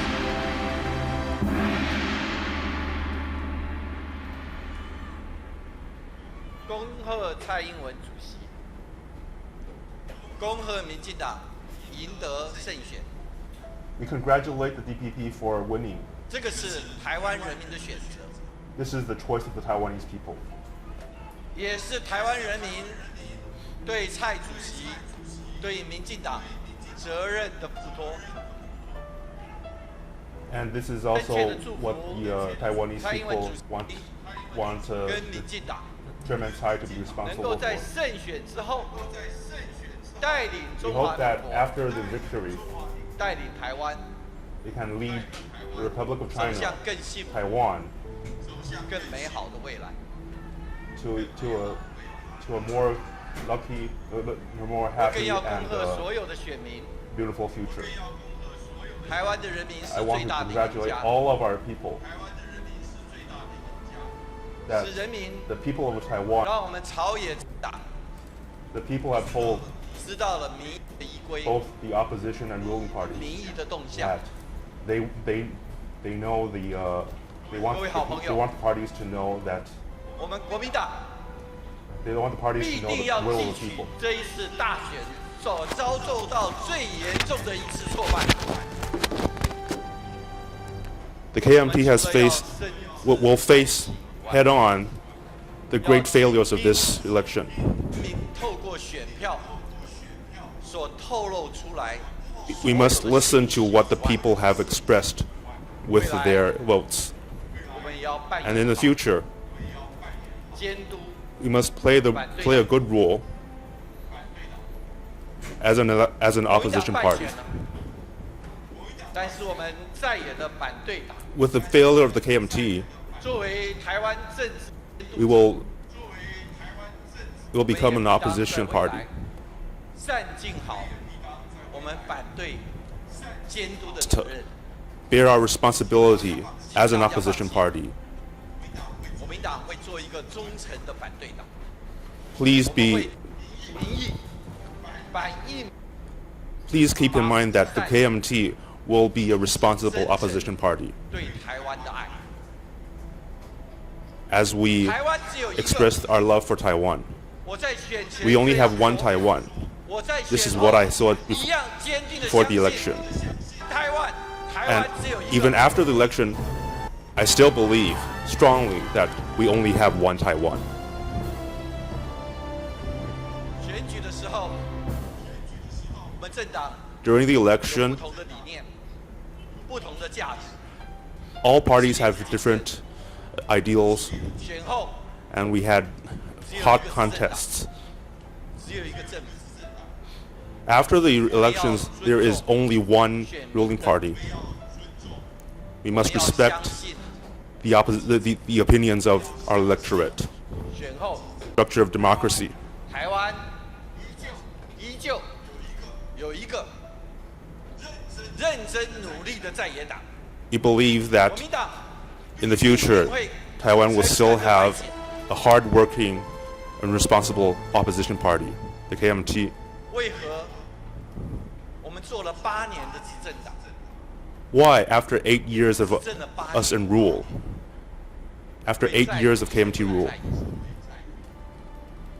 we have become the opposition? 我们的反省的方向不对，我们反省的深度 If the 不够 way that we reflect on ourselves is not right, 我们依旧没有资格说 in 4 years, 可以再起，我们还有机会。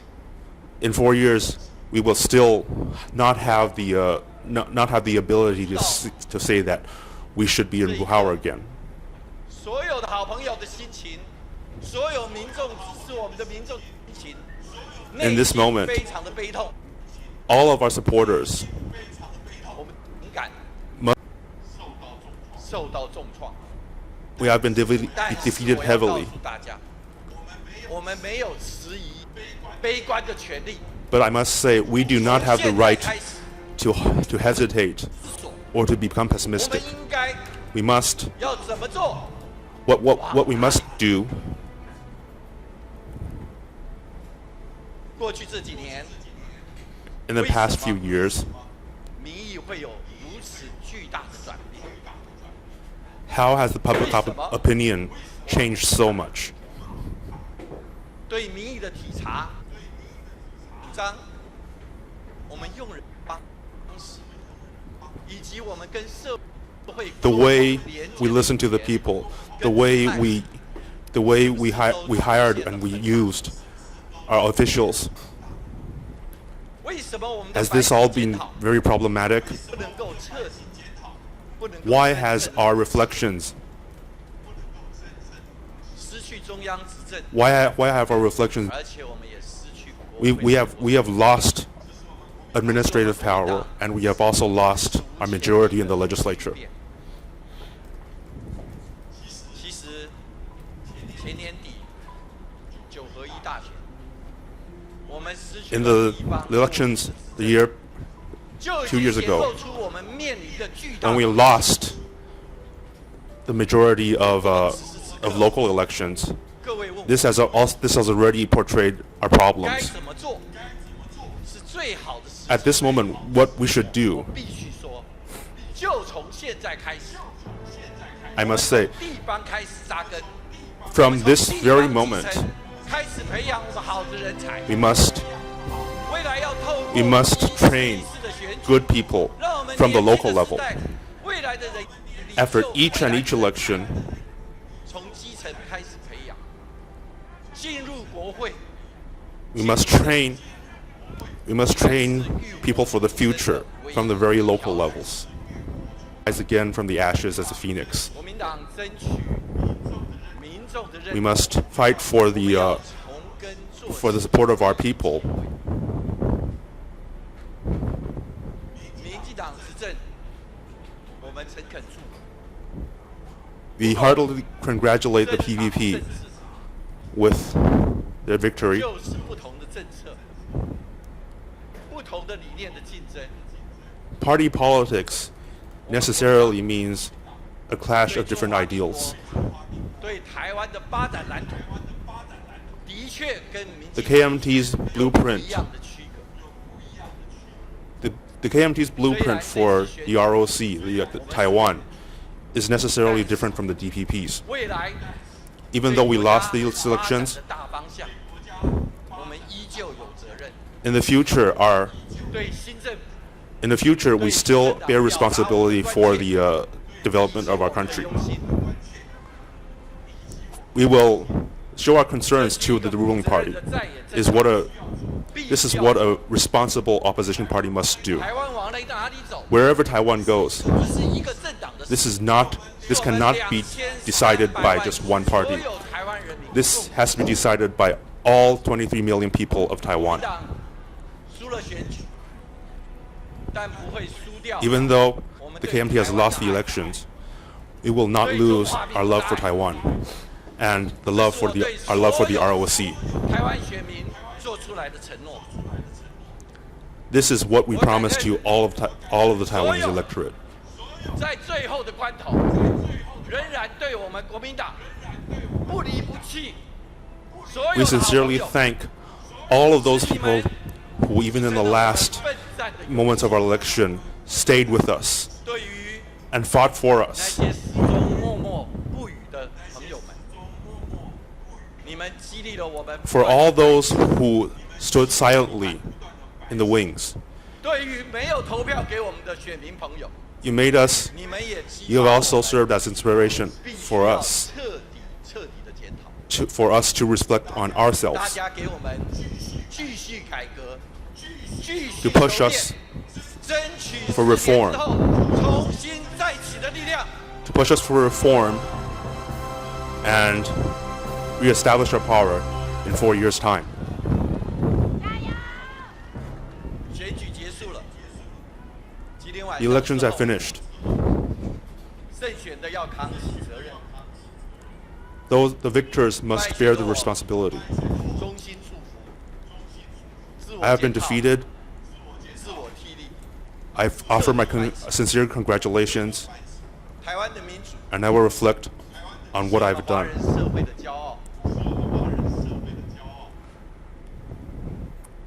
Taiwan's democracy is the pride of all Chinese people around the world.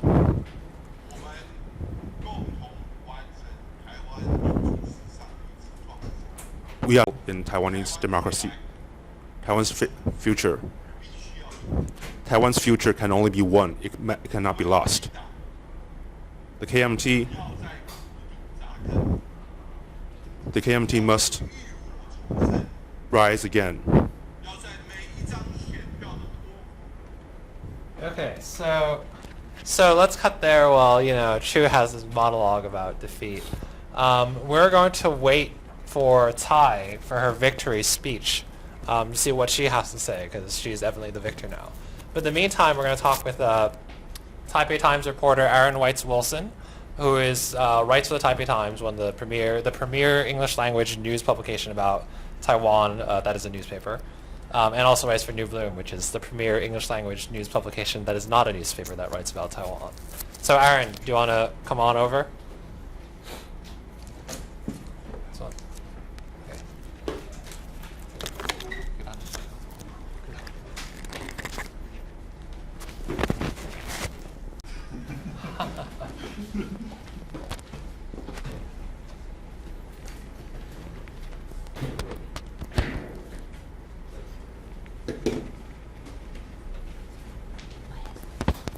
Okay, so why don't you start by introducing yourself, Aaron? Which camera is it actually? Should I be looking at? I don't know. Just any of them? Any of them and all of them. Okay. So. You'll be in no matter what. Oh, okay.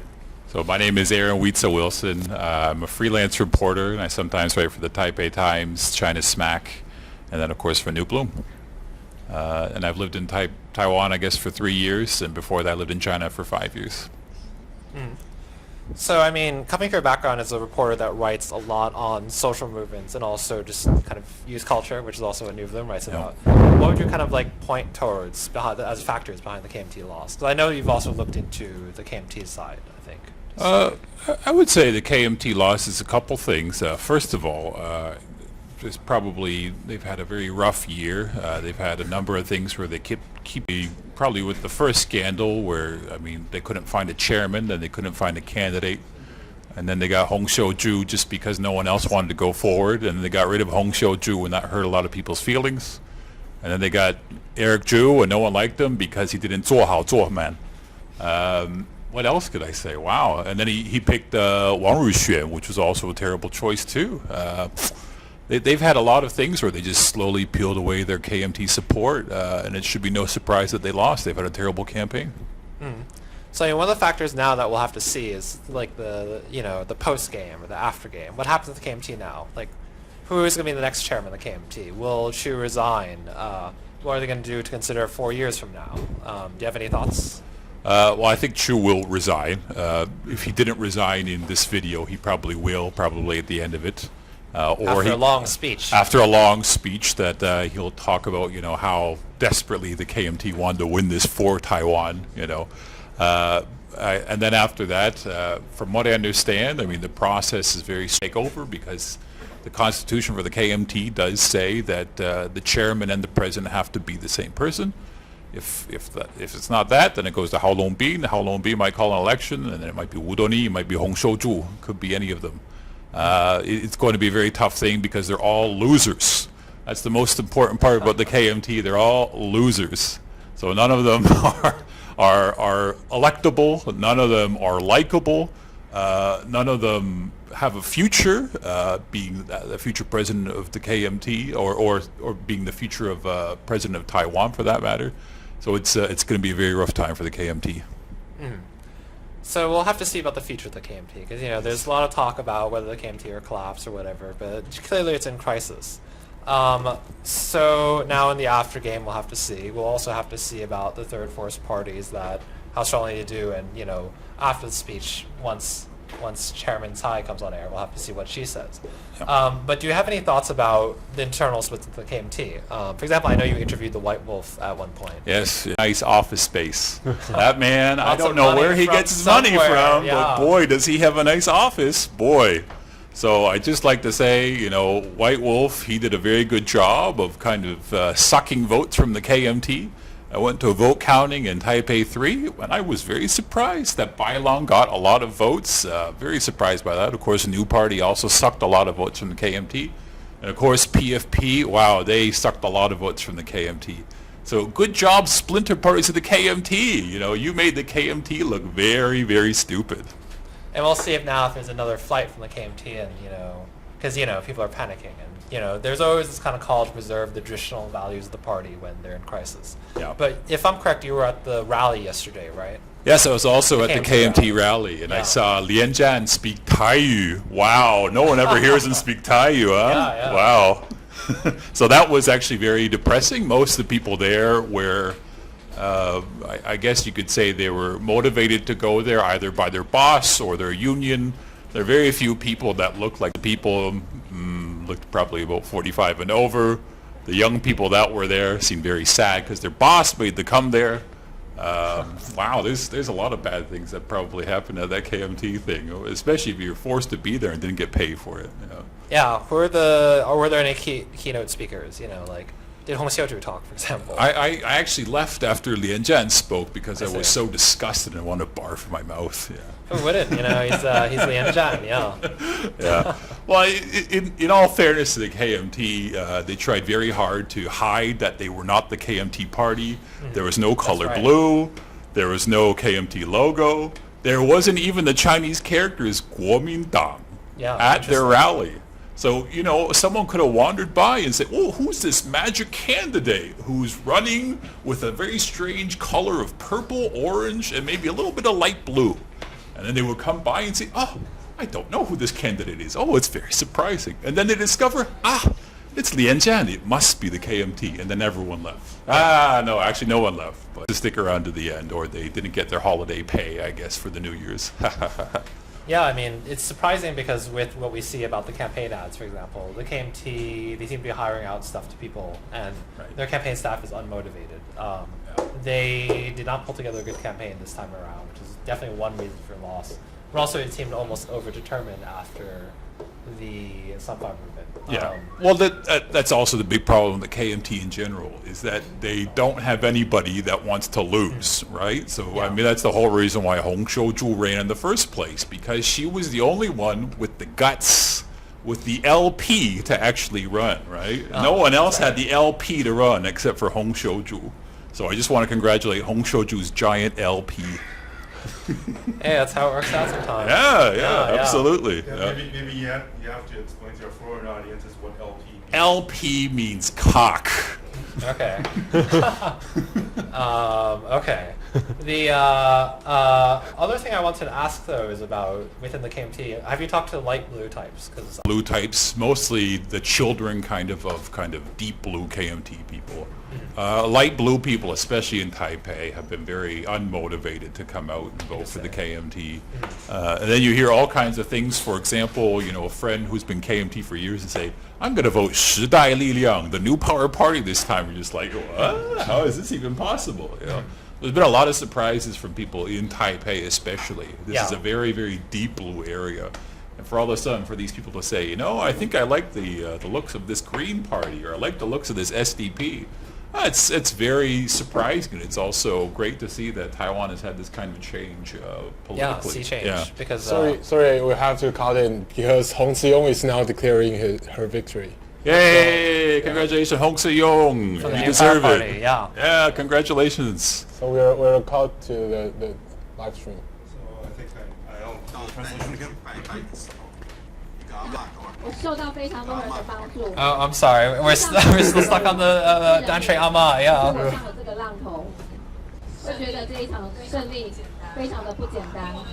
听我的同仁说，已经有几位媒体希望能够在未来几天安排专访。I've heard my team saying that many media companies have already requested interviews for me. 他对执政者的不满以及人民力量的展现。 This has a. 功劳，我不会骄傲。 My election is not is an expression of 感谢跟感恩啊。 oh shoot. 非常感谢 Halloween's concession speech. Nobody wants to hear this. 朋友给我支持帮助啊，而且在这段时间我也真正的熟悉了智慧年轻。 Yeah, speaking of which, I don't know if Hong Sion is going to watch this. Probably not, but I recommend myself to become her legislative assistant. So, Oh, careerism, you know, like already fighting over the who gets what, you know. That's a problem of most election campaigns. so and their aftermath. Does Aaron want to come back? Okay, just not doing great. You want to stamp on that later. Yeah, I was thinking about tearing it up, but I decided it was why pollute? Don't tear it up. There's still lots of posters Maybe it'll for. be valuable as historical memorabilia one day. Well, just to let you know, Lin Defu's posters are still up in Yonghe. So if you want to find a Lin Defu poster in Yonghe, you can find a place to stick it. You know. Yeah. So we talked about the campaign sticker campaign actually earlier, Yep. which you wrote an article on. Yes. Yep. Yeah. In regards to internet culture, I mean, do you think that, I mean, something actually very interesting is a lot of foreign media that came in. Something they wanted to ask me was that, do you think the internet, like, how do you think it affects young people? Like, what influence do you think it has on their political decision making? Like, actually who they vote for? Well, I think it has a lot of influence because it continually reinforces the message that they want to hear, right? Mm-hmm. So if you don't like the KMT, you can join a group on Facebook that also hates the KMT, right? And they're huge. You know, they have over 300,000 people that follow those groups, right? So if you hate Mindjo, there's a group for you on Facebook to find it. So if you're a young person, it's very easy to find this material to kind of back up what you think. And then, as anyone has kind of seen on these Facebook groups, there's a lot of people in Taiwan that hate Mindjo. Right? So that's great to have this kind of community because you realize it's not just one person, it's 1,000 people, it's 10,000, it's 100,000 people that all feel the same way. So it's great to find this kind of community on the internet. Yeah. Well, I'd like to talk about the DPP actually at some Sure. point. The DPP has been pretty effective in its internet strategy as well, and I think it's been trying to kind of imitate in some sense civil society. I mean, have you talked to the DPP or like do you have insights into how they're thinking about this? I don't have too much insight, but I would just say that the DPP ran a very good kind of Facebook campaign. Just in general, their kind of advertisements were very happy-go-feely, and they were the kind of message that people were really looking for, demands that they can or cannot do. So they kept a very positive image for the actual campaigns. But just like most parties actually for this campaign, nobody really talked about policy. Nobody really talked about what they're going to do after they elected on January 16th or whatnot. So I mean, they really had to go with this idea of positivity, and it worked. It worked very well for the DPP. I think that's very true because now we'll have to see what happens when the DPP is forced to concretize when it needs to kind of like pull out a lot of the abstract rhetoric it's had in the past and put forward policy. Because it came in on a very hope and feely kind of wave demanding reform and change in Taiwan, but right. Now it's in power again. So now what? It's the second time, you know. Yeah. And also just with the NPP, now we have to see because they have seats now. So what will they actually do? Right. Well, and I think the DPP is also in a very tricky position also because of the NPP. Because the DPP, they'll have to take over a lot of controversial issues that they're not so comfortable with. So say, for example, dealing with China, opaque way, not very transparent. People won't be expecting the KMT to say something. They'll be expecting the NPP to really say, okay, what are you doing? Another good example would be the sticker campaign for the passports. We talked about that as well. Yeah, so what happens if the DPP gets messages from America or from China that says, okay, you have to stop the sticker campaign for the passports, right? Will the DPP say, no, we should let them use the stickers for the passports? Or will they say, maybe they're right, well, we want to be friends with America, well, Japan's our friend too. If they tell us to stop, then we'll stop. Will Taiwanese youth accept that? Yeah. It's hard to say. I don't think they will accept that. So the NPP will be expected to be there for young people to kind of stand up for what they believe. Yeah. So I mean, the thing with this election is, I mean, it is a barrier for the parties, the third parties, the new third force to overcome, and we'll see who survives and who doesn't. That might happen. also what will the MPP do to preserve itself or maintain its sustainability. Yeah. But the other thing that's interesting, I don't know if you have any thoughts on this, it's that the party list and voting for the DPP. The way she phrased it was very interesting. She said that there are a lot of like young people in Taiwan that came out for things such as Hong Zhongxiu incident, for Dafu Miaoli, and these other issues that have been like very up in that activists have very much been aware of. But then she emphasized that all these people, these public intellectuals, young professionals, and social movement activists, they were in the DPP, and the DPP did kind of back the NPP in some places, endorsed them. I mean, look at all the ads of Freddie. It's that but now the DPP seems to be getting antsy. It's had way to allow for electoral. There are a lot of young people in Taiwan districts and local areas, but it doesn't want to lose party votes. There's other issues that's my very and this came up at the very time. But then I think you're right. They probably had some internal polls and saw that problem with the NPP. We've seen some reports hive party that has no experience.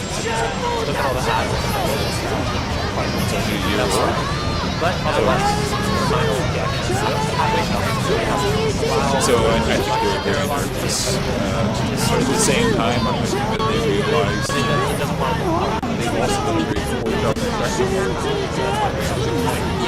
that they realize maybe we don't have the lock on the youth vote. Maybe we don't have it, So they became very nervous in the last couple of days because they should be, right? Because, I mean, young people don't really like the DPP either, right? So I know people feel very good about voting for Tsai, but when you vote for a DPP candidate in your legislator that is corrupt or is also Zheng Er Dai, is the second generation guy, why would you vote for the DPP either? Yeah. So it's it's also a question whether we see a flight for the DPP towards the MPP. Right. I mean, that's also something people have talked about. Right. So I mean, it's interesting that maybe the KMT will see a flight and the DPP might as well. Well, I think legislators for the DPP, they can't fly because I mean members or supporters. Oh, okay, yes. Oh, for supporters, yes.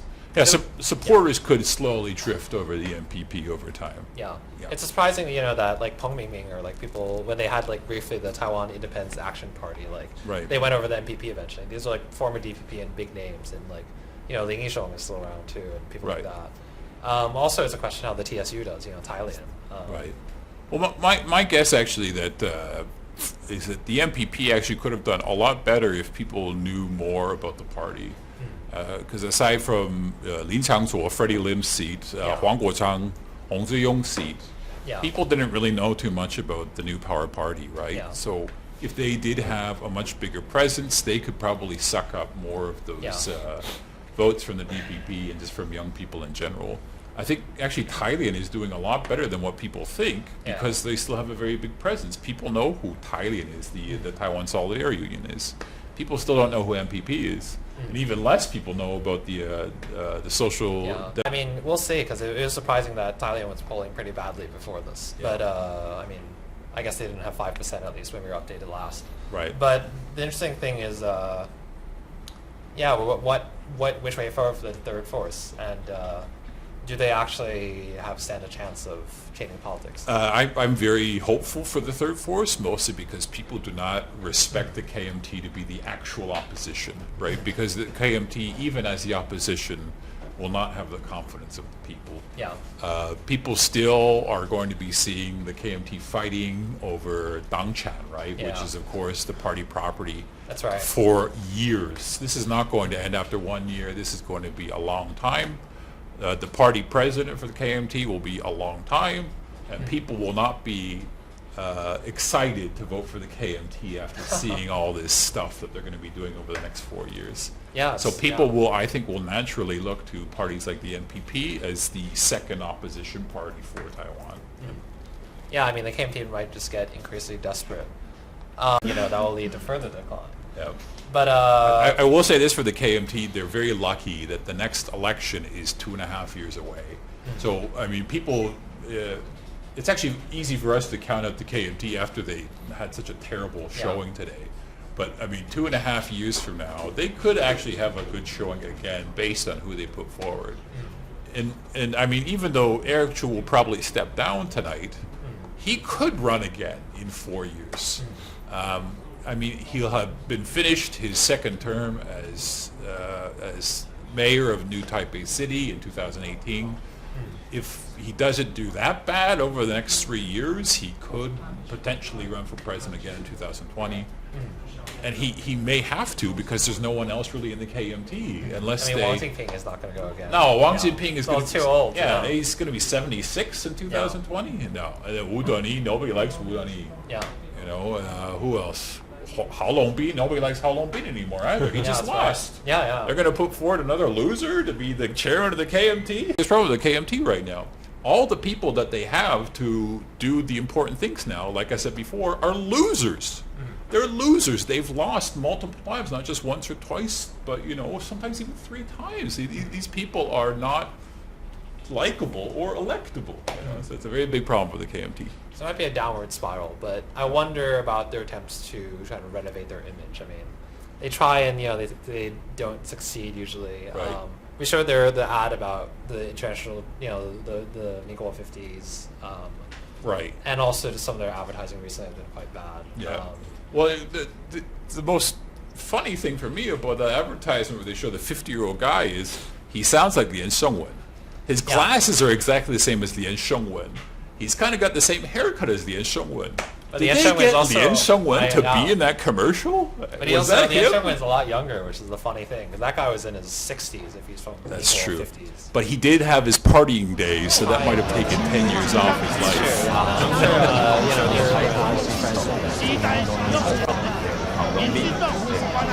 Yeah, I mean, I wonder. We were actually talking earlier about whether it would be, there's like, there is faction of the KMT that would he sounds like the Yan Shengwen. His glasses are exactly the same value as Shengwen. He's kind of looks like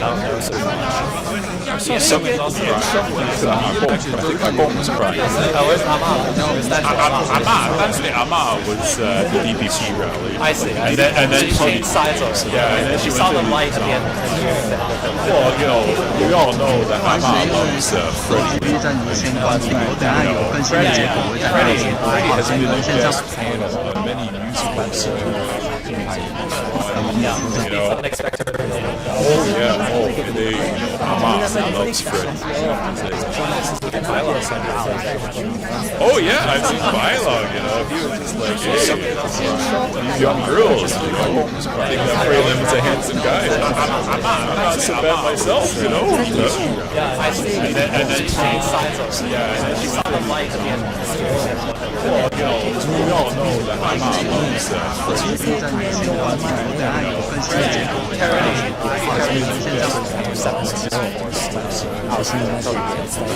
Well, I'll say this actually one time. People are going more forgiving time than they are for violence. Because people, violence, So when you look at the ratings it's not that high compared to the KMT. This hikes a little bit less than KMT. People really dislike what especially if those people I'll say this if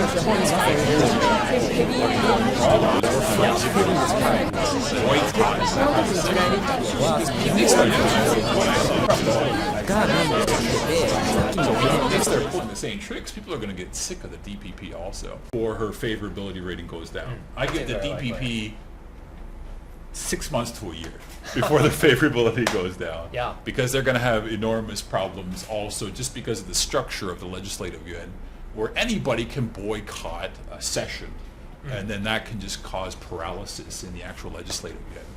So, I mean, they've actually been crowing about this for the entire election. The DPP, we need to go back, right? We need to go past the 50% mark. That next. Yeah. Well, 50% mark is great, but when you have a system where when you boycott any of these legislative sessions, the entire legislative yuan goes into paralysis and then it stops.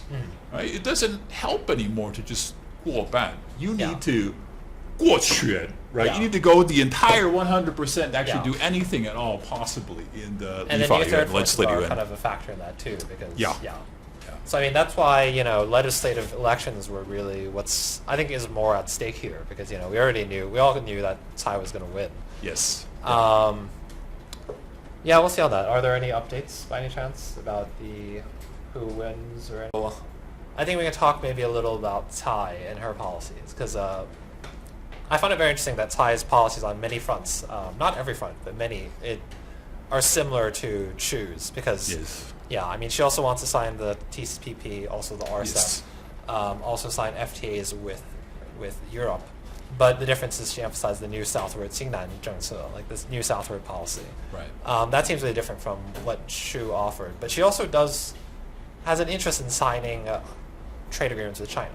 And she also said that during the Ma Xi meeting, which we actually never got the chance to talk about because all this stuff happened, she said she was willing to go to Beijing to meet with Xi, which, even Ma met with Xi in Singapore, ostensibly neutral. So I wonder if that's going to lead to backlash. But well, I think she would only go to Beijing also if the CCP, the which Chinese Communist, very unlikely. if the Chinese Communist Party will really decide to drop the KMT. I mean, if Tsai Ing-wen goes to meet Xi Jinping, that means the KMT is also finished. And let's face it, the problem with the KMT right now is that they're only popular because they admit the 92共识, the 1992 consensus. And then some Taiwanese are worried about that. So aside from that policy for the KMT, the 1992 consensus, people would not vote for the KMT, right? I mean, that's always been the KMT's card, is this 1992 consensus. Which they've tried to use as a weapon against Tsai, like multiple times. Multiple times, yeah.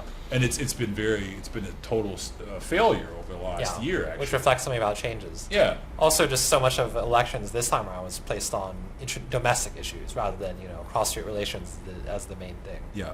So I mean, if Tsai actually does go to meet Xi Jinping, I think unlikely. Yeah. However unlikely that is, that also means it's the end of the KMT. Yeah. And then second of all, it means that there will be a lot of scrutiny on her if she actually does do that from the Taiwanese populace. Although I have seen stuff from like Taiwan Brain Trust and other polling places that say from Taiwanese people. There even was a surprising amount of you would have expected more disapproval of the Ma Xi meeting as well. Yeah. So yeah. Well, that's if we want to talk about the Ma Xi meeting actually. So a lot of people are kind of curious why are so many outsiders saying, oh, this is a very historic moment. This is great. It's finally the leaders of Taiwan and China are meeting. Why do people in Taiwan have such a negative opinion of it? It's not because they have a negative opinion about a leader from Taiwan and China meeting. It's because Ma Ying-jeou went to meet Xi Jinping, right? People don't like Ma Ying-jeou, right? Yeah. So they don't want the person who polls 9%. Like, the Jiu. Yeah. 9.2, right? 9.2, right? Yeah. They don't want 9.2 to go meet Xi Dada, and talk about the 92 consensus. Yeah. And then also, here's the thing that a lot of people are also suspicious of from that meeting. During the closed door, nobody really knows what the two were talking about, right? Although he released a public statement afterwards and claimed it was what they said. Well, what he said. And nobody believes that was real. What kind of secret deal did he possibly do with it? And that's right. There's stories, of course. Yeah, of course. And then, so now that he has to step down in May, on May 20th, people will be asking also, okay, so, once you step down, what are you going to do afterwards? He said that he wants to be continued ambassador for Taiwan-China relations. I wonder if he actually wants to be like a Lian Zhan, who just kind of takes policy into his own hands between Taiwan and China and serves as an agent in between. Right. Because his place in the history books is already secured, or in the KMT history books. Right. It's meeting with Xi. Yeah. Like a historic mission. Yes. Or a legacy thing. Well, and I think that's probably a good step for him because nobody else knows what he's going to do. That's right. Yeah. What is he going to do after he steps down? That's a good question. Yeah. He can go back to America. With his green card. Yeah. Go back to America, be a professor. Yeah. What else could he do? That's what Jiang Yihua did. Yeah. he go to China. I guess he could live there for a couple of years if he really wanted to. That's right. They would welcome him back. Chinese netizens love him. Potential possibilities without his house being egged every night by angry Taiwanese citizens who you know, he's I'd not always gonna find have it funny if he went to Hong Kong, because he was born in Hong Kong. He could go back to Hong Kong. Well, Hong Kong. As far as I know, there's still contention that he was even born in Hong Kong. That's right. You know? The circumstances of his birth are very unclear. Yeah, historical records. Yeah, he might have been in Shenzhen. I mean, from what I remember, actually, when Indie Daddy, when he went to Hong Kong, he tried to find where Ma Ying-jeou was really born. Oh, really? You know? That's interesting. Yeah, I remember him telling me that story. I was like, oh yeah, well, you know, it's possible. Maybe like Kim Jong-il, he just was born in like a cave with, you know, Jiling nearby or whatever, like magic unicorns. Yeah, well, Kim Il-sung was born in China. He wasn't even born in North Korea, or was it Russia? I can't remember. Either way, he wasn't born in North Korea. That's right. Yeah, that's the most important part. Yeah, so what happens to Ma Ying-jeou is a good question, because also he does command, I think, factional loyalty within the KMT. So what happens to the mainlander faction? And, you know, but Ma, I think, commands a lot of power still, because Xu is kind of still an extension of him. So I wonder about the internal politics of the KMT. I think actually a lot of the crucial people for Ma have actually lost this election. So Wu Yusheng, who was in New Taipei 1, he lost. He had that terrible ad campaign where it was like, my name is Wu Yusheng, but I'm not the Wu Yusheng you know. I'm somebody else. I'm not Wu Yusheng, but I am Wu Yusheng. So vote for me, but I'm not KMT. Something along those lines, yeah. Very passive aggressive, you know. Yeah. So I think the KMT is becoming a little schizophrenic these days. Too many voices in its head. Yeah, I think Ma Ying-jeou, because of that, has probably lost some of the crucial people in legislative yuan. But let's not forget, he's still going to be the president of Taiwan until May 20th. That's right. And he still has a very powerful alliance with a guy named Jin Puzong. And Jin Puzong has a lot of pull in the executive yuan. He has a lot of pull in President Ma's office. And he is the man that... the power behind the throne. Yeah, the power behind the... Although I may add that the Premier Mao Zedong has just resigned. Really? Oh, Mao Zedong has just resigned also. Yeah. Oh my God! So Mao Zedong just resigned. So that means, my God, who's going to take over now that Mao Zedong has resigned? So we're watching another vacuum or a void emerge in the KMT before our eyes. Yeah. So it's always a pleasure for me watching the KMT. Oh, I know. They can get somebody who just lost one of the legislative races, like Hao Longbin, Wu Yusheng. Maybe they're going to be the new premier. Hey, congratulations, Hao Longbin, you're the new premier. That's right. Yeah. That's the way to rise to the top, though, in a party that's going down sometimes. I think. You just get a loser to do, a role that nobody else wants to do. And there's nobody else to pick. Let's do a quick moratorium now for Mao Zedong. I really feel, unfortunately, that he was one of the best premiers that Ma Ying-jeou has ever appointed. He was actually one of the people that really pushed for the open data plan and to make Taiwan's executive yuan more transparent to foreign bodies. So Mao Zedong, he was one of the guys that helped Taiwan's open data plan go from, I think it was social enterprise. Actually, Eric Zhu was also a big pusher of social enterprise as well. But I mean, Mao Zedong is still a puppet. If I may add, Mao Zedong in his resignation, he said that his entire cabinet was also resigned. So he's taking the entire cabinet. Well, they might just come back again, though. That happens too. Because they all resign en masse. Did the entire cabinet come back when Jiang Yihua? Yeah. So more than likely, the cabinet for Mao Zedong would also come back. Who is the current vice premier right now after Mao Zedong? Vice premier, I don't know. Some guy that nobody knows. Whoever that guy is, congratulations, you're the new premier. Hey, that's how it ends up. Congratulations, the guy nobody knows. So you're number you're two. the new premier of China. Yeah, for 4 months. Congratulations.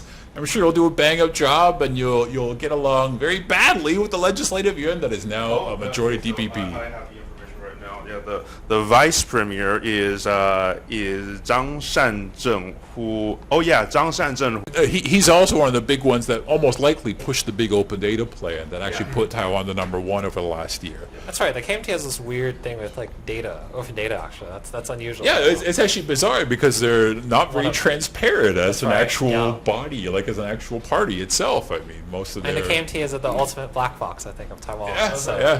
If I may interject just once more, in Zhongzheng and Wanhua districts, in Taipei City, Lin Yufang has just conceded defeat. So Freddie won. Yeah, okay, so Freddie Lim won.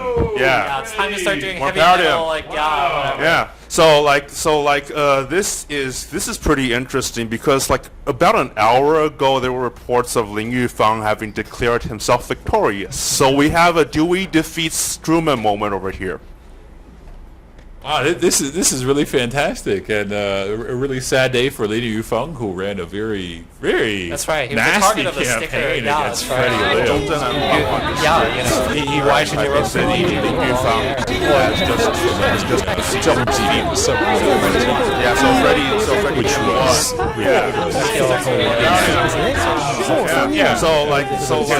this is pretty interesting because like about an hour ago, all the serial killers into the streets. Oh my God! Singer of a death metal band. So we have a Dewey defeats Truman moment. Congratulations to Freddie. That's really fantastic. Really fantastic. Really sad day for Lin Yufang's race. It was very, very tight. It was very, very tight.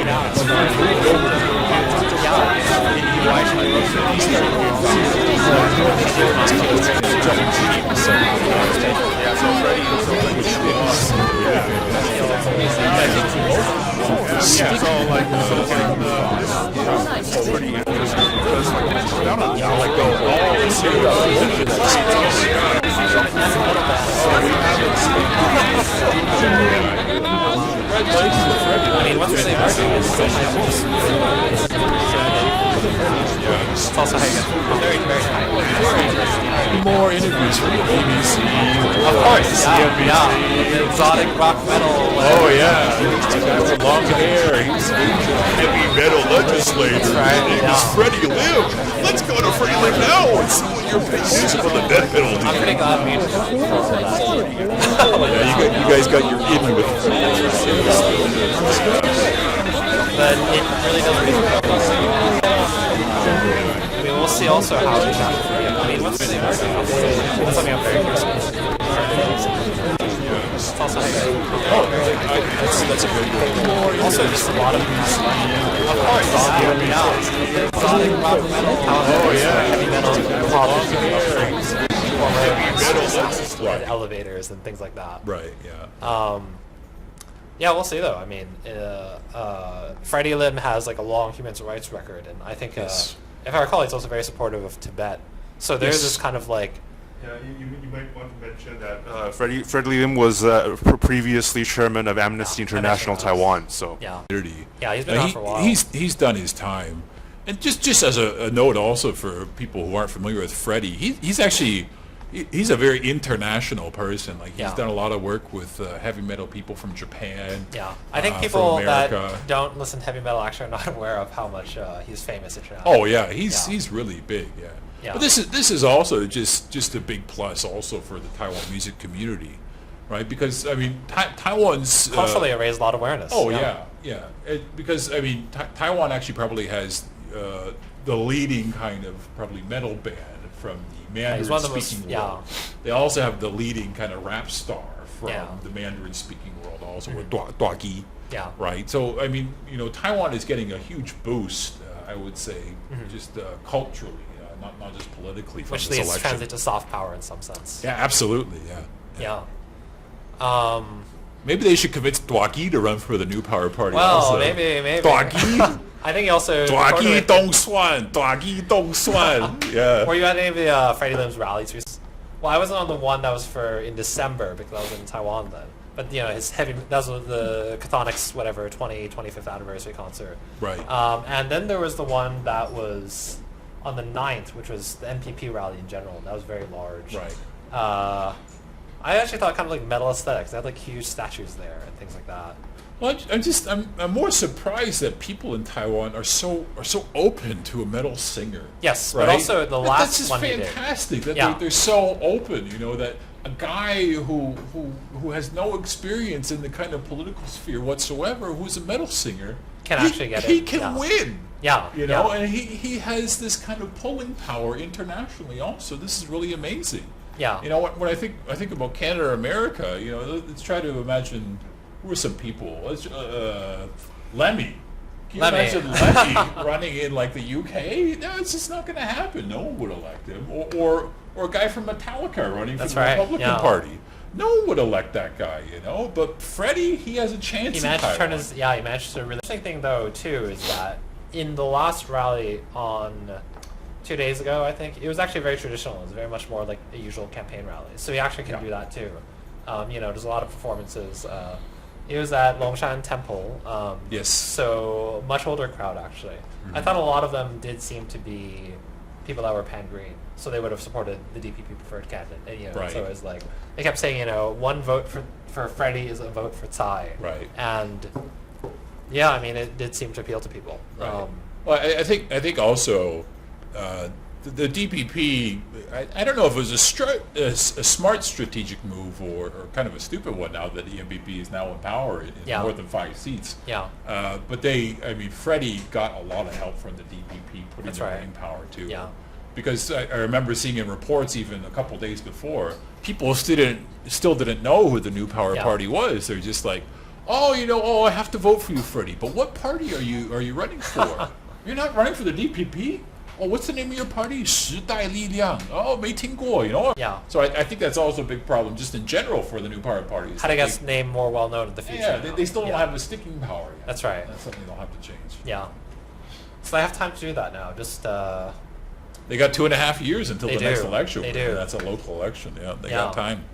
But okay, so may I call in? And Huang Guochang has declared victory. Hey, another MPP, Huang Guochang! Congratulations! We all love you. That's a very tight race, if I recall. So yeah. But his lead was consistent throughout the night. So yeah. So the fighting spirit of the Sunflower Movement, 战神, right, has won. Congratulations, Huang Guochang. You deserved it. Just stay out of trouble. Yeah. He's taking now. Can we cut to that? Yeah. Hey, another MPP. Oh, I'm sorry. That's sorry. That was our own ourselves. Yeah. Okay. A moment.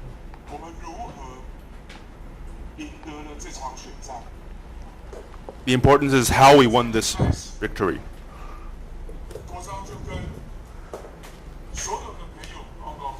From the very beginning, I've told all my friends what we need to win. What we need to win is not just an election.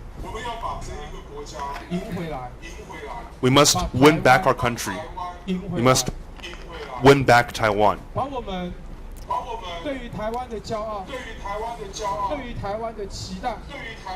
We must be returned. It must be returned to us. Our pride in Taiwan and the future for our next generations. Because of this,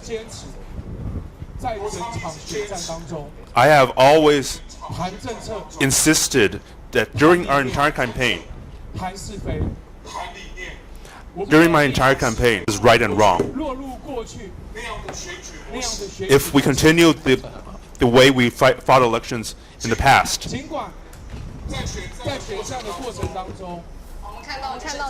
okay, so the live feed has been cut out.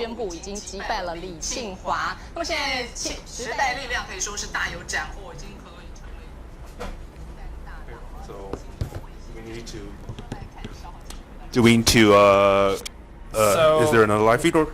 Who has won so far with the MPP? So Huang Guochang, Freddie Lim, Hong Ziyong. Yeah, Hong Ziyong, and then we must also count the proportional legislators, which. So Yong was definitely. Yeah, so it's as far as I can tell, the MPP has is set to win at least 2 seats. So we'll have to check the party list for that, but Gao Yong is definitely in. And I must comment though that this does come at the cost of was the Taiwan Solidarity Union, and this does come at the cost of the TSU. And the TSU actually has been a very strong force in the legislature, even though they have only only had 3 legislators in their caucus, and if you have been following Taiwanese news, you'll notice that many of the really unjust and you'll notice that many of the very unjust and intransparent backroom deals that the KMT has tried to force were actually stalled by the TSU, and so they've been punching much high over their weight for a party that only has 3 members in the legislature, and it's really sad to see them go, actually.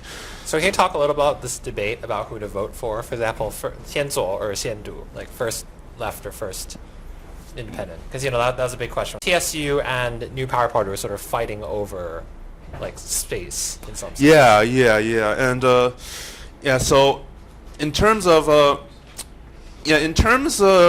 let's say Taiwanese independence, there have been accusations that Huang Guozhang in particular is not pro-Taiwanese independence.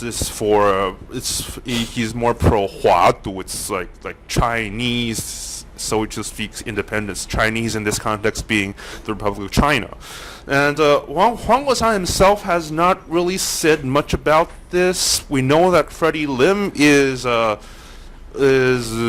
hates the ROC because you see in every Catholic concert that he is ripping ROC flags everywhere. So, but in terms of independence issues, we don't really see a strong stance from the New Power Party. Okay, so we have the hot off the presses. So this is Tsai Ing-wen on the first female president in any Chinese-speaking country. So it's President Tsai Ing-wen. Yeah. Interesting. Wow, that was fast. Well, it's the media for you, huh? I guess these are historic now, Yeah. You're gonna start seeing people fighting over the Apple Daily now, yeah. Yeah, it's much like when we ran that New York Times ad during the Sunflower Movement. Yeah, demonstration at 4 a.m. People. I was outside the legislature at that time, and the morning after the ad ran, people were giving out copies of the New York Times with the ad inside, of course, and there was quite a fight over that. So returning to the pro-independence stance, I think this is what the major sticking point with the New Power Party and also with the Social Democrats, the Green Party alliance. It's sort of the sticking point because there's a fight in Taiwan about whether we should put leftist politics first. Yes, I think this is an issue that's pretty hard to resolve because, for example, the Green Party. Okay, so if we disregard the Social Democrats for the moment, since they've only been existing for about a year, the Green Party has been in Taiwan for something like 18 years, and they finally got two representatives elected in the elections in 2014, and they have been at the forefront of labor movements, of environmental protection, and so they've been generally quite active in social circles. But regarding what their stance is on independence, we don't know. We should say that we maybe know the stance of individual candidates or individual people in the party, but we don't know the stance of the party as a whole. So, this has been a major sticking point, and this has been the cause of much the Taiwanese Freedom Party. So Professor Tsai Ing-wen's party. Free Taiwan Party. Yeah, the Free Taiwan Party. Yes. Yeah. So I am pretty. I mean, it's interesting to me because I feel like this is revealing of the split within the activist community, like different varieties or different flavors of like leftism or independence. Yeah. Exactly. And so like even though I was just seeing the BBC's breaking news report of the Taiwanese elections, it says in the byline that it says that Ms. Tsai, 59 years old, represents Taiwan's Democratic Progressive Party, which leads the camp that wants independence from China.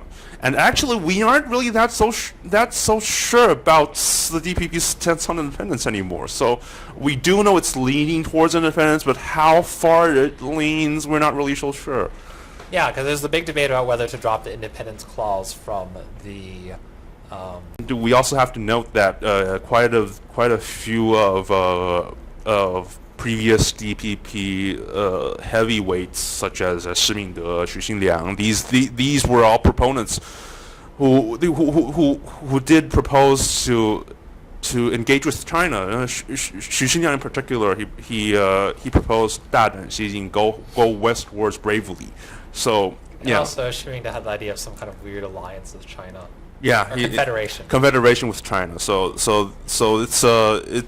kind of a mess. But we must also stress that these people are not active in the DPP anymore. I think they've been. Shi Mingde is in particular. Yeah, Shi Mingde in particular. I don't think he holds DPP membership anymore. Xu Xinliang, I'm not really sure, but I don't think he holds membership either.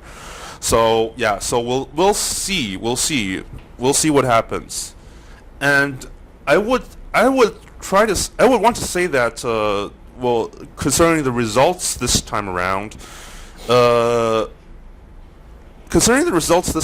it's if not, explicit Taiwanese independence. At least they don't want to associate themselves with China. But also is that Huatu, so-called ROC independence. Yeah. Closer to maybe a lot of the parties. Yeah, so it's still hard to determine. So to explain for foreign viewers, it's the difference between preserving the ROC framework, the Republic of China framework, in the current constitution. We're calling for a revision of the constitution, or more precisely, a whole new constitution.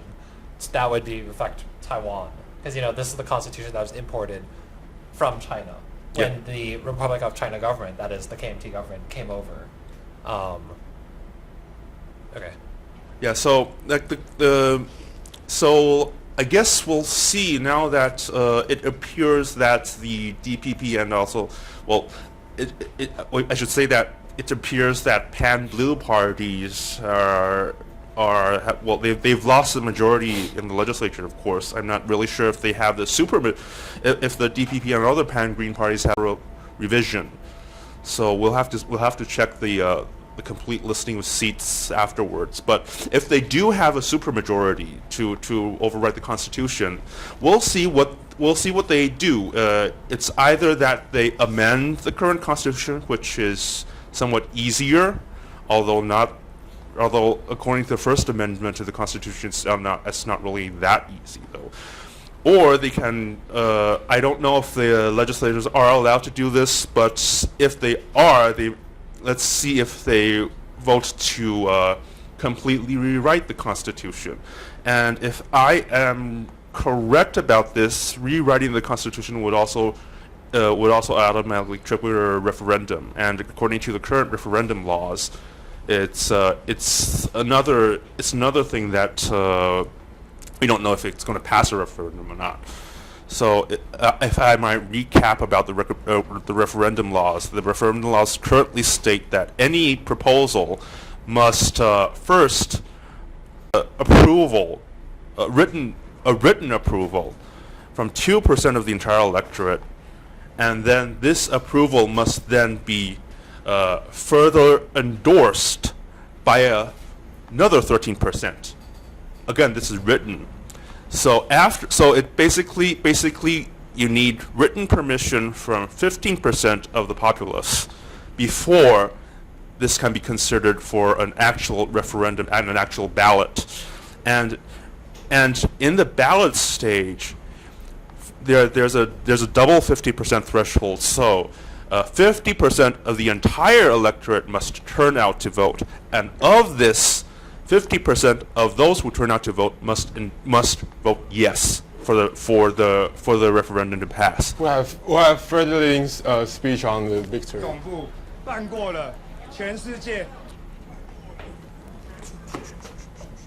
Okay, so this is Freddie Lim.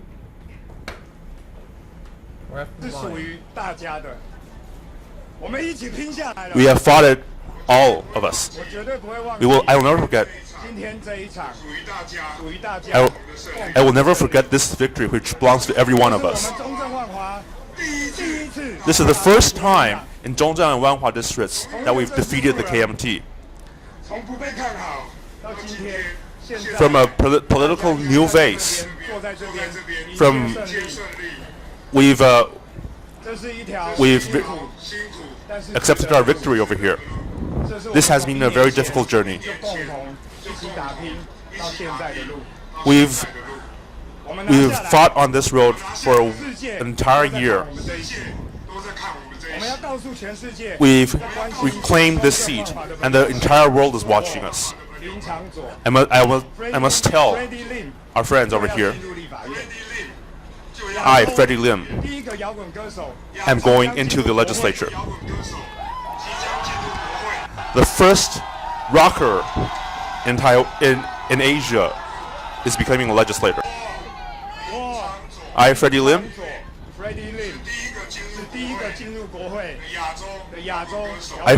and the first rocker musician in the legislature. I have long hair, I am tattooed, I am going into the legislature.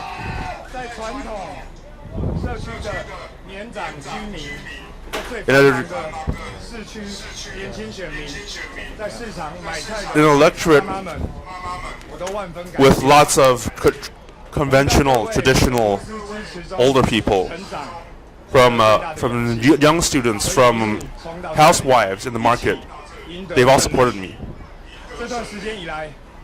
They've all helped me to create this victory. No matter in the market in the spring or in the night markets in the winter, every hand I shook, every face I saw, I will never forget. This victory, all of what we hope for the future. In the future, there will be much difficulty. There are much obstacles in the future waiting for us. But we are very hopeful. Our victory does not just represent the change Zhongzheng and Wanhua districts demand. This is also change for Taiwan.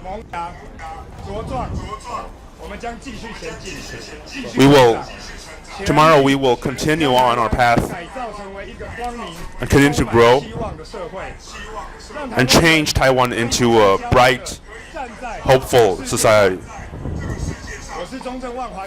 And let Taiwan stand on the global stage.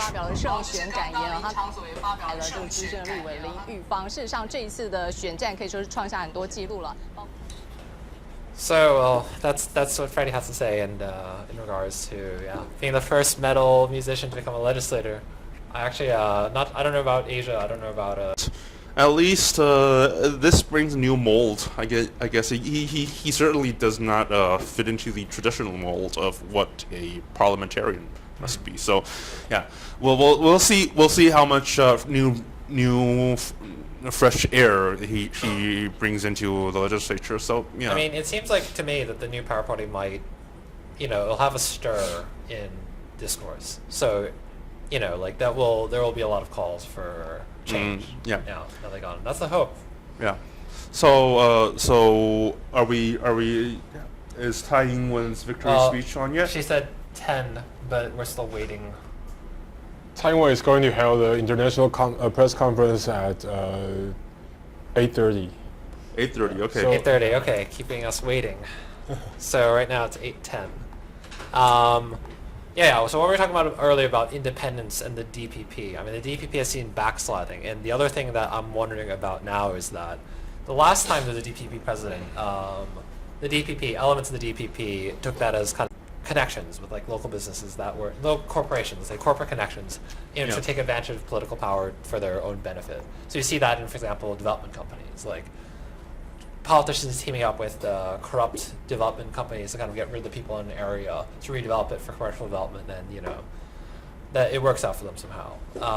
Yeah, I mean, and this is if Tsai herself has a clean image, I wonder about if elements of the DPP will take the fact that they now are the ruling party to do things like this. I mean, even we've seen this even happening in Tainan, and there has been this huge issue in Tainan, where the Tainan city mayor, of course, is Lai Ching-te. He's a DPP politician who has very strong support in Tainan. Last time he was elected, he got something like 90% of the vote over there, and he's not only does he have very strong support, he also has a quite clean image, and he's one of the few politicians in Taiwan from Taiwan independence in China.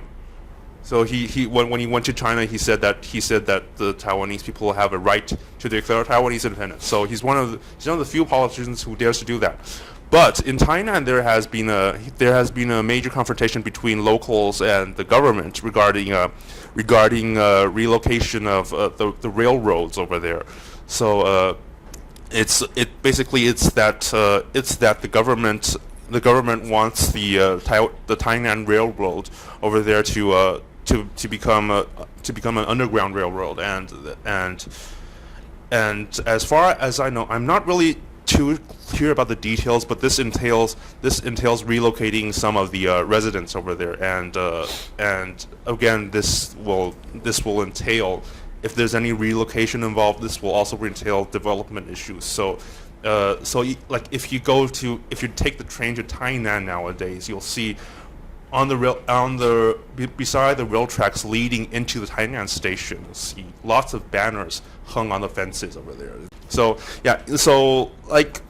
what I mean is even for someone like Lai Ching-te, who has this pretty untarnished image, you still have these controversies, and it remains to be seen how the DPP can deal with these issues. Do you think that, though, social movement activists will be demoralized after? Because I think, there's possible disillusionment. Even under the Chen Shui-bian era, a lot of the NGOs kind of were pulled in. So yeah. So this is also quite an interesting issue because I mean, the DPP does have an active social division. So it's they do have connections with quite a few social activists. So, or even people entering the DPP after the Sunflower Movement, which did happen. Yeah, that is true. I have quite a few friends myself who joined the DPP after the Sunflower Movement. So this did happen, and it can mean either one of two things: either they really want to know about these issues, or it's just trying to find a way to placate them, or co-opt them. Yeah, exactly. So it's hard to say, and at this moment, I can only say that we have to wait and see. We must keep in mind, though, that the DPP itself was born out of street movements. So that's right. Yeah, so it's sort of like a matter of how and if they return to their own roots. Well, also, though, we saw, like Shiming Day, you can't really get worse than that, right? Yeah, and, of course. He was out there. Yeah, of course. He was. I mean, he was using street movements, but in a very spectacularly indecent way, so to speak. So we'll see. I mean, even this is true, I think, of the third parties, unfortunately. Out of the Sunflower Movement. Yeah. You can never really tell someone's political trajectory, So it's tough. But I mean, I guess what remains is for activists to keep oversight over all parties, whether even the DPP, KMT, or Third Force. But yes. I just want the party vote right now. Can you plug that in? Oh, sorry. Yeah. Keep going. I'm actually taking a look at the party vote right now, and so like we've already reported, the DPP of course has won the most party votes. The Formosa Television is projecting 18 party designated seats for the DPP. The KMT has projected 11 seats. The People First Party has projected 3 seats. New Power has 2, and so other than these 4 parties, there will be no other parties that have proportional representation in the legislature. But I think we did forget to mention that. Okay, so the threshold for getting into the legislature on the party list is 5% of the vote. Yeah. 3.5% means that you get subsidy for every vote every year, actually.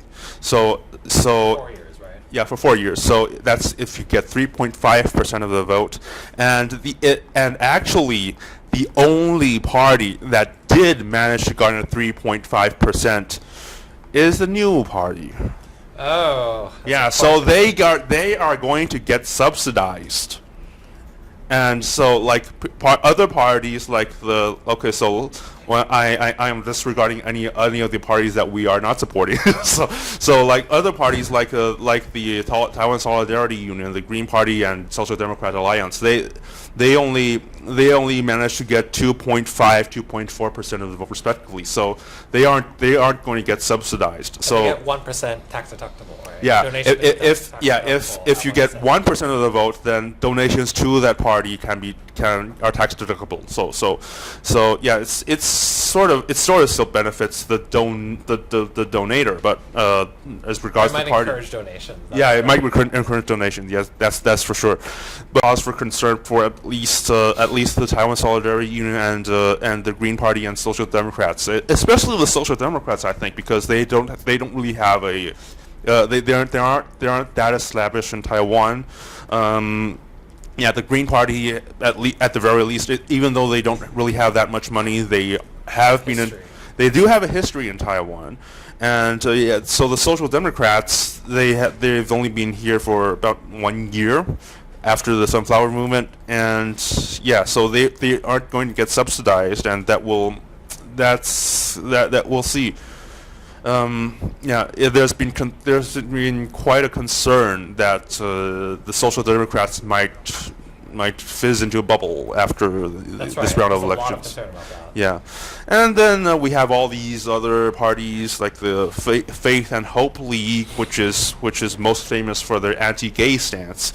The MKT, so it's not the KMT. Yeah, we haven't talked about that. Okay, That's so right. the MK, these are two different parties, It's but also they're not the Mingzhu Budang, which is the DPP. yeah. So the MKT is a party founded by a runaway KMT legislator, Xu Xinying. So Xu Xinying, if you'll notice, was James Song's running mate this time around for the presidential elections, and the MKT was founded by Xu Xinying, who was a KMT legislator from my district. Actually, I live in Hsinchu County. So she broke away from the KMT, established the MKT, which is just sound alike. And I mean, we have this sticker over here, 民国党等于国民党. So the MKT equals the KMT. So it's a nice little play of words. I love how we have the KMT, the MKT, but there are a lot of other political parties with similar names, like the New Power Party and the New Party, which are pretty poles these apart. These are total KT. I'm constantly I find my them tongue. fascinating, My tongue is always trying to pronounce it wrong, but the MKT. It's telling you that they're actually like this, that they are actually the Kuomintang. So. Yeah. So, but the MKT is really weird in that the major backer of the MKT is Miao Tian Chanshi. So he's this very, very wealthy living Buddha. Might we say that? So he's he has very, very diehard followers who are almost always very, very rich. Like Miao Tian himself travels around in I think it's a Mercedes-Benz that was donated by one of his followers. So so he's filthy rich, and the MKT has been showing off its wealth actually during this campaign. It's very visible. Yeah, it has been very visible, and like for example, for KT singing and dancing a song, and very that was very fascist-like. Yeah, an extremely fascist. It was just like a fascist rally. That's what it looked like. Yeah, I mean, it But wouldn't. also, yeah, they have resources. You can even tell just by their campaign. Yeah, and from what I've heard, though the people who this I just heard yesterday actually, but they say that the actors in that video were each paid $100,000 apiece. Really? Yeah, that's what I've heard. So well, I'll never be able to live it down, so I think that's a fair price, maybe. yeah, and there was also a post on PTT, you know, that's Taiwan's major. Taiwan's Reddit. Yeah, Taiwan's Reddit, so to speak. So there was a post on PTT which said that the MKT was So we're running the video of the MKT. I love watching it. You know, okay. It's the hypnotic dance. almost. It's very nostalgic. I mean, you know, like I think we pulled the wrong one, so we're trying to find the right one. Yeah, I think this is the one. Yeah, this is the one. This is the one. But this is not the. You showed one the with Sing Dance dance. too. Right? Wait a minute. Oops. Let me find it. Wait a minute. Oh, I see it. Wait a minute. Well, anyway, I mean, they're interesting. I mean, the fact that they and the PFP partnered up for this election reflects the lack of actual political difference between them. But they have a very like cult-like aspect. I mean, Yeah. Yeah. Because in the end, it was backed by Miao Tian, so it's cult. just this cult. Yeah, it really is this cult. Yeah, okay, so we have this over here. I There think we this are. is the one. Well, they all look kind of cult-like. So Nah, this is. They all have the different like songs. Yeah, it's Background music. yeah, it's some of these were actually, you know, the thing that meme-like Yeah. creations. it's memes, or if they're just like if they're really bad at it and don't intentionally create memes or what. But that that gets circulated and gets laughed at. But the thing that bothers me about the MKT is like I was staying in Da'an actually about a week ago, and I kept seeing them. They were out there every day, Yeah, and they have yeah. young people. So like when people take out the trash, and the garbage trucks that sing Beethoven to you come out, you see a bunch of MKT show up, and they're young. That's the thing that Yeah, frightens me. yeah. And are they just paid or what? I don't know. And even though the MKT does not explicitly say that their funding is from Miao Tian, it actually is, because there was this scandal in the end of December when it was let me think. Yeah, it was this candidate running in New Taipei City who was not a follower of Miao Tian, was not a member of Miao Tian's cult, and he complained that he did not receive any funding at all from the MKT party, Central Party. Followers of Miao Tian received substantial funding, so he didn't even have his own staff. So you'll see that this something is not right if something like this is going on. So there is like this kind of internal tension within the parties, and actually, Yeah. the people have told me too that the Faith and Hope League, which is not doing well, they actually, because they have no expectation of actually winning. This is like internal tension within the religious, like the Christian right of Taiwan or whatever. That they want to put themselves in front as a group that had a political party. So internal struggle, rise to the top within this small sphere that way. Yeah, and I think the Faith and Hope League is particularly strange in that they are for the most part Christian, but they say they're not. Really interesting. Yeah. Yeah. They have a few token Buddhists over there. So, I see. Yeah.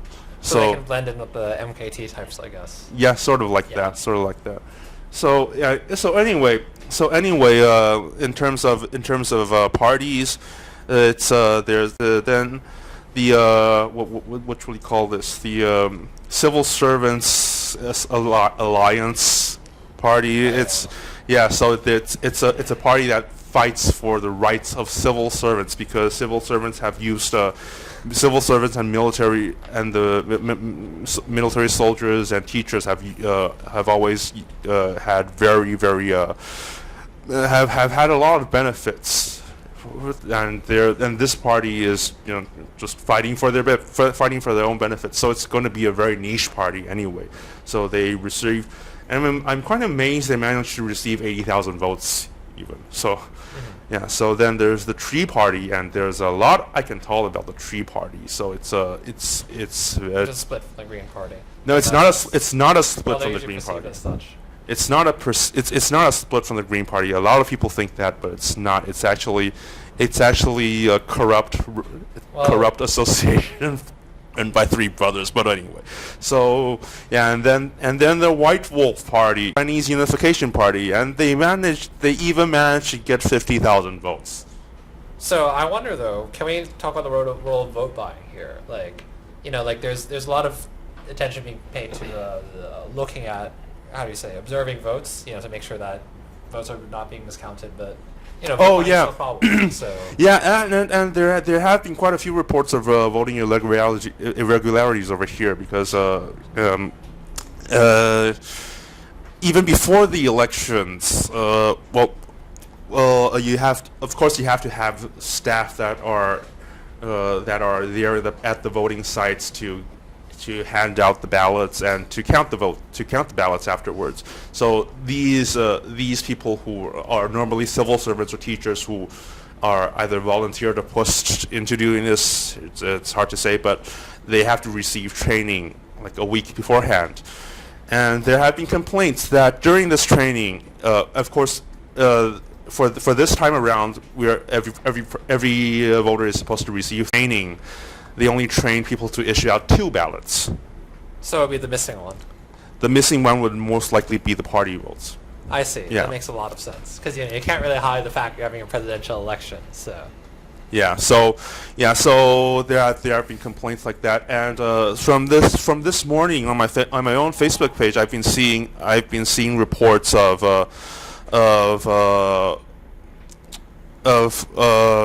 what do you call this? Ballot boxes which haven't been sealed properly because normally what they require us to do is when the ballot box is inspected to be empty and clean, they hold it shut and then they put a paper seal on top of it so if it's broken, then you know that the ballot box has been broken into. So yeah, there have been reports that there was no paper seal, or that even the ballot box itself is supposed to be made out of hard plastic, put up in cardboard. I see. Yeah. So these pertain only to the actual voting and the voting station irregularities. But just a few days before the election, it turned out that the resident registration system over here, the hukou system over here. Maybe you should explain that a bit because I think a lot of people don't. Oh yeah. In Taiwan, it's different from say in the U.S. or other Western countries in that in many Western countries you have to register to vote. In Taiwan, you're automatically registered. You're automatically given a voter identity number at birth. And when you reach, I think it's 12 or something, you get you get a national identity card. So this automatically entails that you are eligible to vote. So anyway, there's no registration. Because Yeah, huji means that like for example, I live in Taipei, but my huji, my registered residence is actually in Hsinchu. So where you're registered is not the same as is often quite different from where you actually reside. It's like most of the time this is because like for in my case, I come from Hsinchu, so that's where my old home was. But I now study and work in Taipei, so I rent a place in Taipei, and oftentimes when you rent a place in anywhere in Taiwan, there's a stipulation in the contract that you can't move your legal residence to where you rent.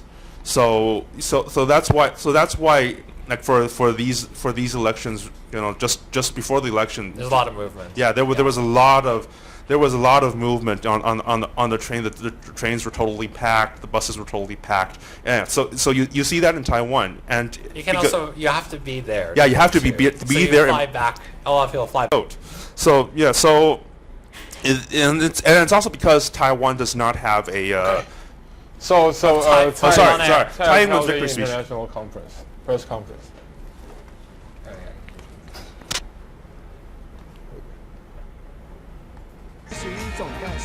Executive Campaign Manager Lin Xiao. I think they have an English translation already. 国际媒体的朋友，大家晚安。大家以你期待的蔡英文总统候选人将发表重要谈话。 Members of the international media, good evening. Oh, yeah. Dr. Tsai Ing-wen is about to begin an important policy announcement. 接下来我们是不是请我们的总统候选人蔡英文主席进行谈话 We would like to invite Chairperson Tsai Ing-wen to begin her talk. 谢谢各位国内外的媒体记者朋友，感谢大家的耐心等候。今天，台湾人用选票写下了历史，完成了总统直选以来第3次的政党轮替，以及第1次的国会政党轮替。我要向所有在今天走进投票所投下神圣一票的台湾人民致上最深的敬意。无论投票给谁，民主精神的展现，就是这场选举最大的意义。 Friends from the domestic and international media, thank you for your patience. Today, the Taiwanese people have used their ballots to make history. We have now experienced the third transition of political power. For the first time, there has also been a transition of Taiwan's legislative majority. I would like to express my deepest gratitude to all the people that went to the ballot box today and casted their sacred vote. Regardless of how you voted, the exercise of democratic expression was the most important meaning of this election. 在2016年，我们又一次的透过民主选举，向全世界展现作为一个民主国家的骄傲，以及身为台湾人的光荣。我们也再一次告诉了国际社会，民主的价值已经深入台湾人的血液，民主的生活方式更将是2300万人永远的坚持。In 2016, through our democratic elections, we have yet again showed the world the pride of being a democratic country and how proud we are as Taiwanese. Our message to the international community is that democracy, as a value, is deeply ingrained in the Taiwanese people. Our democratic way of life is forever the resolve of Taiwan's 23 million people. 在这里，我要感谢2位可敬的对手，国民党的朱主席和亲民党的宋主席。我感谢他们展现了民主的风度，让这一次的大选能够顺利圆满。而过去这段时间的相互竞争，以及他们对我的很多的指教，都将会是鞭策我自己不断进步的动力。 I would also like to thank my two admirable opponents, Chairman Eric Zhu from the KMT and Chairman James Song from the PFP. I want to thank them for showcasing the spirit of our democracy and letting this election run smoothly. Although we have battled each other during this election campaign, their critique and suggestions will now serve as motivation for me to work harder and be better. 我相信政党之间除了竞争，当然也可以合作。在新国会就职到新政府上任之间的过渡期间，民进党会依循宪政体制和现在的政府保持密切的沟通协调，协助政府维持交接过程中的政局的稳定跟正常的运作。 I believe that further to competition with each other, political parties can work together. In the interim, between a new legislature and a presidential inauguration, the DPP will maintain closer communication and consultations with the current government in accordance with the constitutional framework. We will support the government in maintaining political stability and normalcy in the transition period. 我也会尽快和国内主要的政党共同来共商国事的机制。我们也希望借由这个国事的共商的机制呢，能够经常的就重大的政策交换意见，让台湾摆脱政治恶斗的旧思维，迎接新政治的来临。 We also look forward to working with the main political parties to establish a framework for discussing major policies. We will put political polarization behind us and look forward to the arrival of an era of new politics in Taiwan.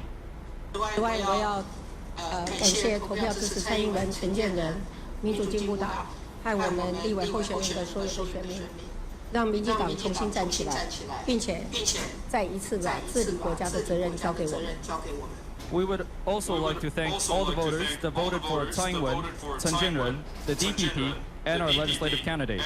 Thank you for helping the DPP stand up again, and thank you for entrusting us to govern this country. 对我来说，这不只是一场选举的胜利，这个结果是在告诉我，人民期待一个更愿意倾听民意的政府，一个决策更透明的政府，一个有能力解决困难、照顾弱势的政府。一个可以把国家带到新的时代的政府，还有一个会坚定捍卫国家主权的政府。For me, this is not just about an election victory. The results today tell me that the people want to see a government more willing to listen to the people, a government that is more transparent and accountable, and a government that is more capable of leading us past our current challenges and taking care of those in need. They tell me that the people expect a government that can lead this country into the next generation, and a government that is steadfast in protecting this country's sovereignty. 我说过，从今天起就是改革的第一里路，这些托付将会是我推动改革的最大的后盾。我承诺2月1号就职的新国会，以及5月20号上任的新政府，都会把实现这些期待当作最重要的使命。Today represents the first kilometer in our road to reform. The responsibility that has been entrusted to us is the strongest measure of support for my future reforms. I promise. The new legislature that will take office on February 1st and the new government that will take office on May 20th will turn these expectations into reality as a matter of the highest priority. 这必须要诚实面对，改革不可能一步到位，台湾眼前的挑战也不会立即消失。但是在未来的4年的任期，我一定会尽全力兑现我的承诺。为台湾晋升先进国家展开各项必要的软硬体建设，修复过去的政策的错误，重建人民对政府的信赖，是下个阶段为下个阶段的台湾发展奠定最坚实的基础。We have to be also candid in saying that reform will not take place in one day, and the challenges that Taiwan faces will not immediately disappear. But in the 4 years ahead, I will do everything I can to realize my promises, to turn Taiwan into a more advanced country, to engage in the necessary development of our infrastructure, and to fix the policy failures of the past. I will rebuild the people's trust in government and create a stable foundation for Taiwan's future development. 借由这个机会，我也要代表台湾人民感谢国际友人对于台湾民主选举的关注跟支持。作为国际社会的一份子，台湾愿意积极参与国际合作。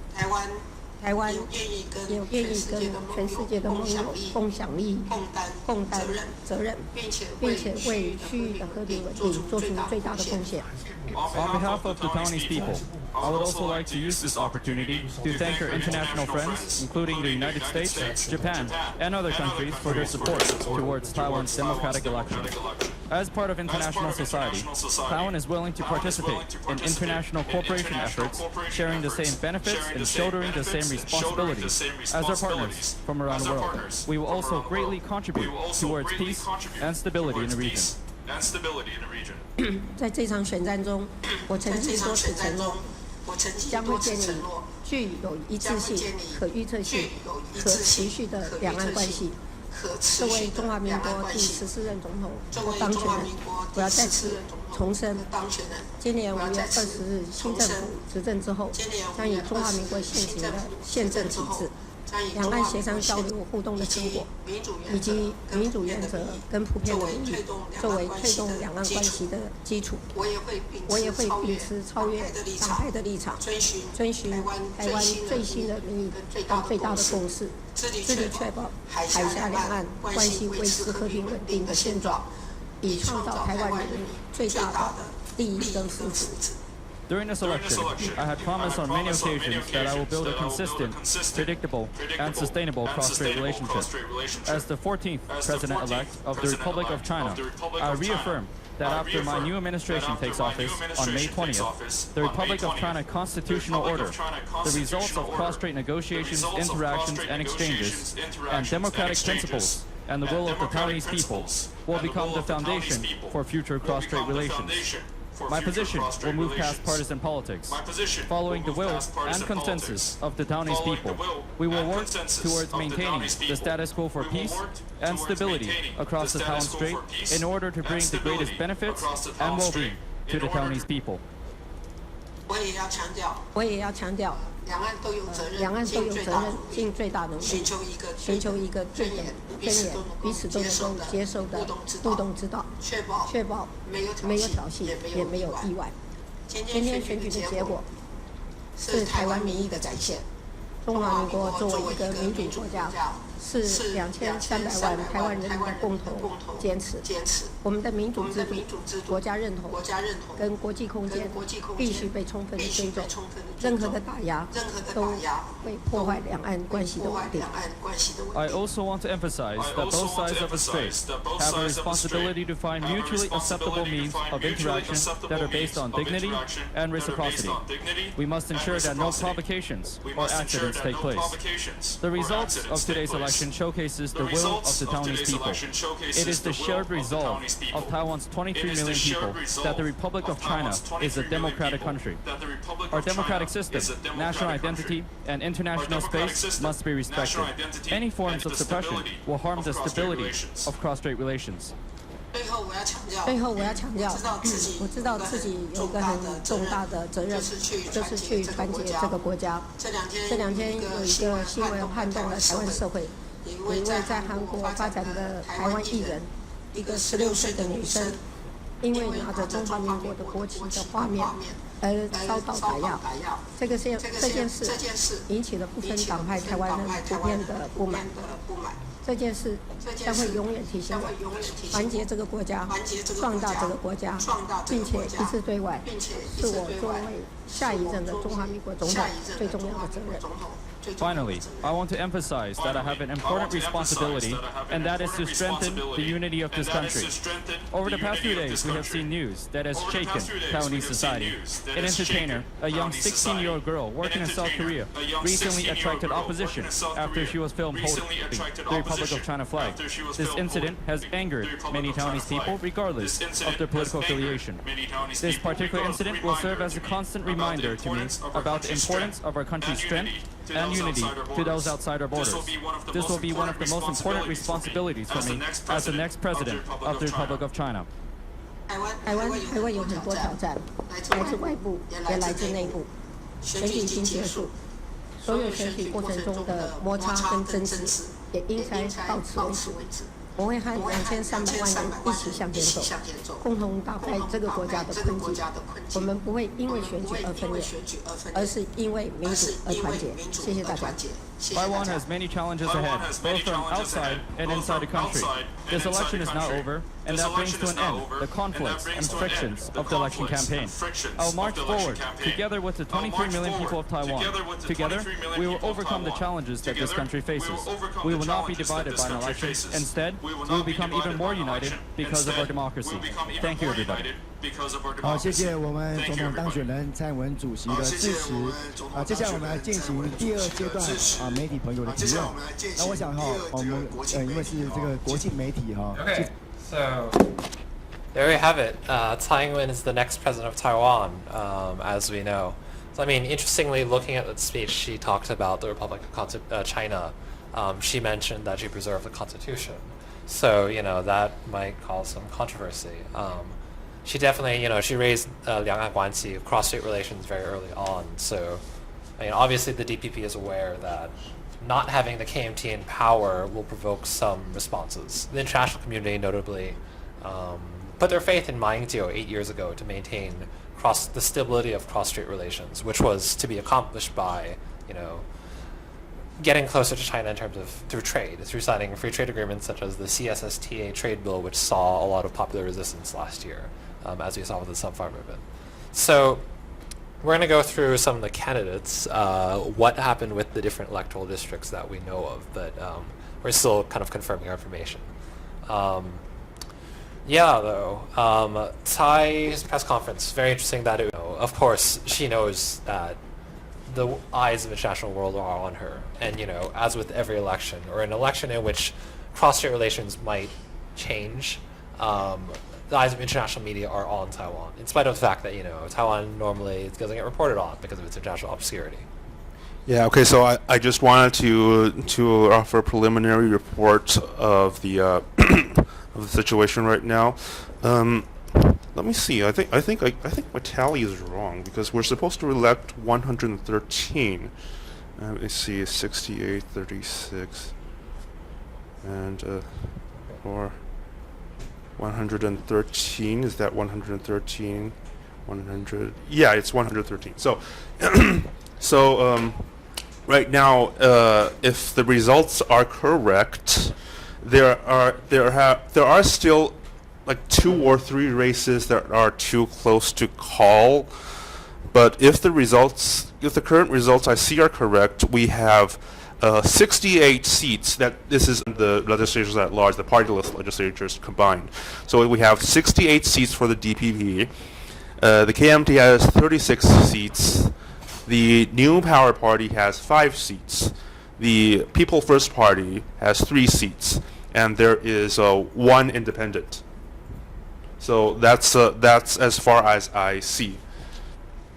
Results might change. This is not polled from the Central Electoral Commission's website, so they're going to have the final say. But we can see that the KMT has lost its majority, and it looks like the DPP was previously aiming for something like 70 seats. And it looks like if they're combined with the New Power Party, that will be 73 seats. So they have the supermajority. Okay, so for the party vote, we have the DPP got 52%. So it is calculated expected legislative yuan, and the second one is the KMT. They have 32% of the party vote. So it is calculated that they will have 11 seats in the legislative yuan. And the third one is the FPF, the First People Party, and People First Party, and it has 7%. So it is estimated to have 3 seats. And the fourth one is the New Power Party because they have 7% of the party votes. So it's estimated have 2 seats in the legislative yuan. And this is the 4 major parties who reach exceeds the 5% threshold. Yeah. So it's a sort of personally speaking, it's sort of a pity for the Taiwan Solidarity Union, who have lost representation in the legislature, and also for the Green Party as well, because for this time around, the largest party in Taiwan. So they were actually polling higher than the New Party, and and this time they lost to the New Party, and by quite a margin. So and I wonder for explanations for that, because maybe it is that Saming Zhu here is like they really, the 3 people that are really deep blue, they're kind of like consolidating to try to consolidate after these losses. Yeah. So what I've seen, what I've observed is that after the Sunflower Movement, there have been more and more young people who have come out and say, I've seen stickers like this all over the place. I am Taiwanese. I stand for Taiwanese independence. So we have more and more young people who are no longer afraid to say that they are pro-Taiwanese independence, because this used to carry quite a lot of stigma. But at the same time, we also have a solidification of the pro-unification camp. So it works both ways. But again, unification, the pro-unification camp is, its strength is waning. So it's going to be a long-term. This has been a long-term trend, and so it's just going to keep on going. Yeah. So ready for the close-up, Brian? All right, so that's about it. Thanks for joining us for the 3.5 hours of this. We hope that you learned about Taiwan, found out something new, and we hope that that you enjoyed going through elections with us. I mean, we enjoyed it. This is there are issues at Taiwan that are very important, and this election was a case in point. This is where a lot of the values which young people have tried to put forth in the last year, where we try to make them materialize. But the struggle doesn't end, right? Because now that Tsai is in office, what remains is to keep oversight over all political parties. That's what I think activists have to do in the future. So this definitely does not mean the end for social activism. Or hopefully it won't be the end, and that's the next step. It's going to be seen what Ma Ying-jeou can do in his remaining term, because there have been calls for recalling, for deposing Ma Ying-jeou. Yeah. So keep your eyes on Taiwan. The next months might be very interesting. Yeah. So what we might see, because Ma Ying-jeou's term is ending on May the 20th, right? Yeah. So his term is going to end on May 20th. But in these few months left, we might see a push for deposing Ma Ying-jeou through a referendum. This might be possible. Well, we'll see about that. Yeah, and also Zhu Lilun. Yeah. So yeah, keep and also your eyes Chu. on us. Yeah. Keep your eyes continued on the KMT. We activists will also watch the DPP. And so we're New Bloom. We did this along with Inti Dati and Study Japan, Broaden Taiwan.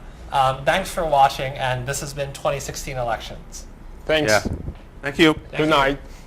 And have a good night. Or morning, wherever you are. And 台独万岁.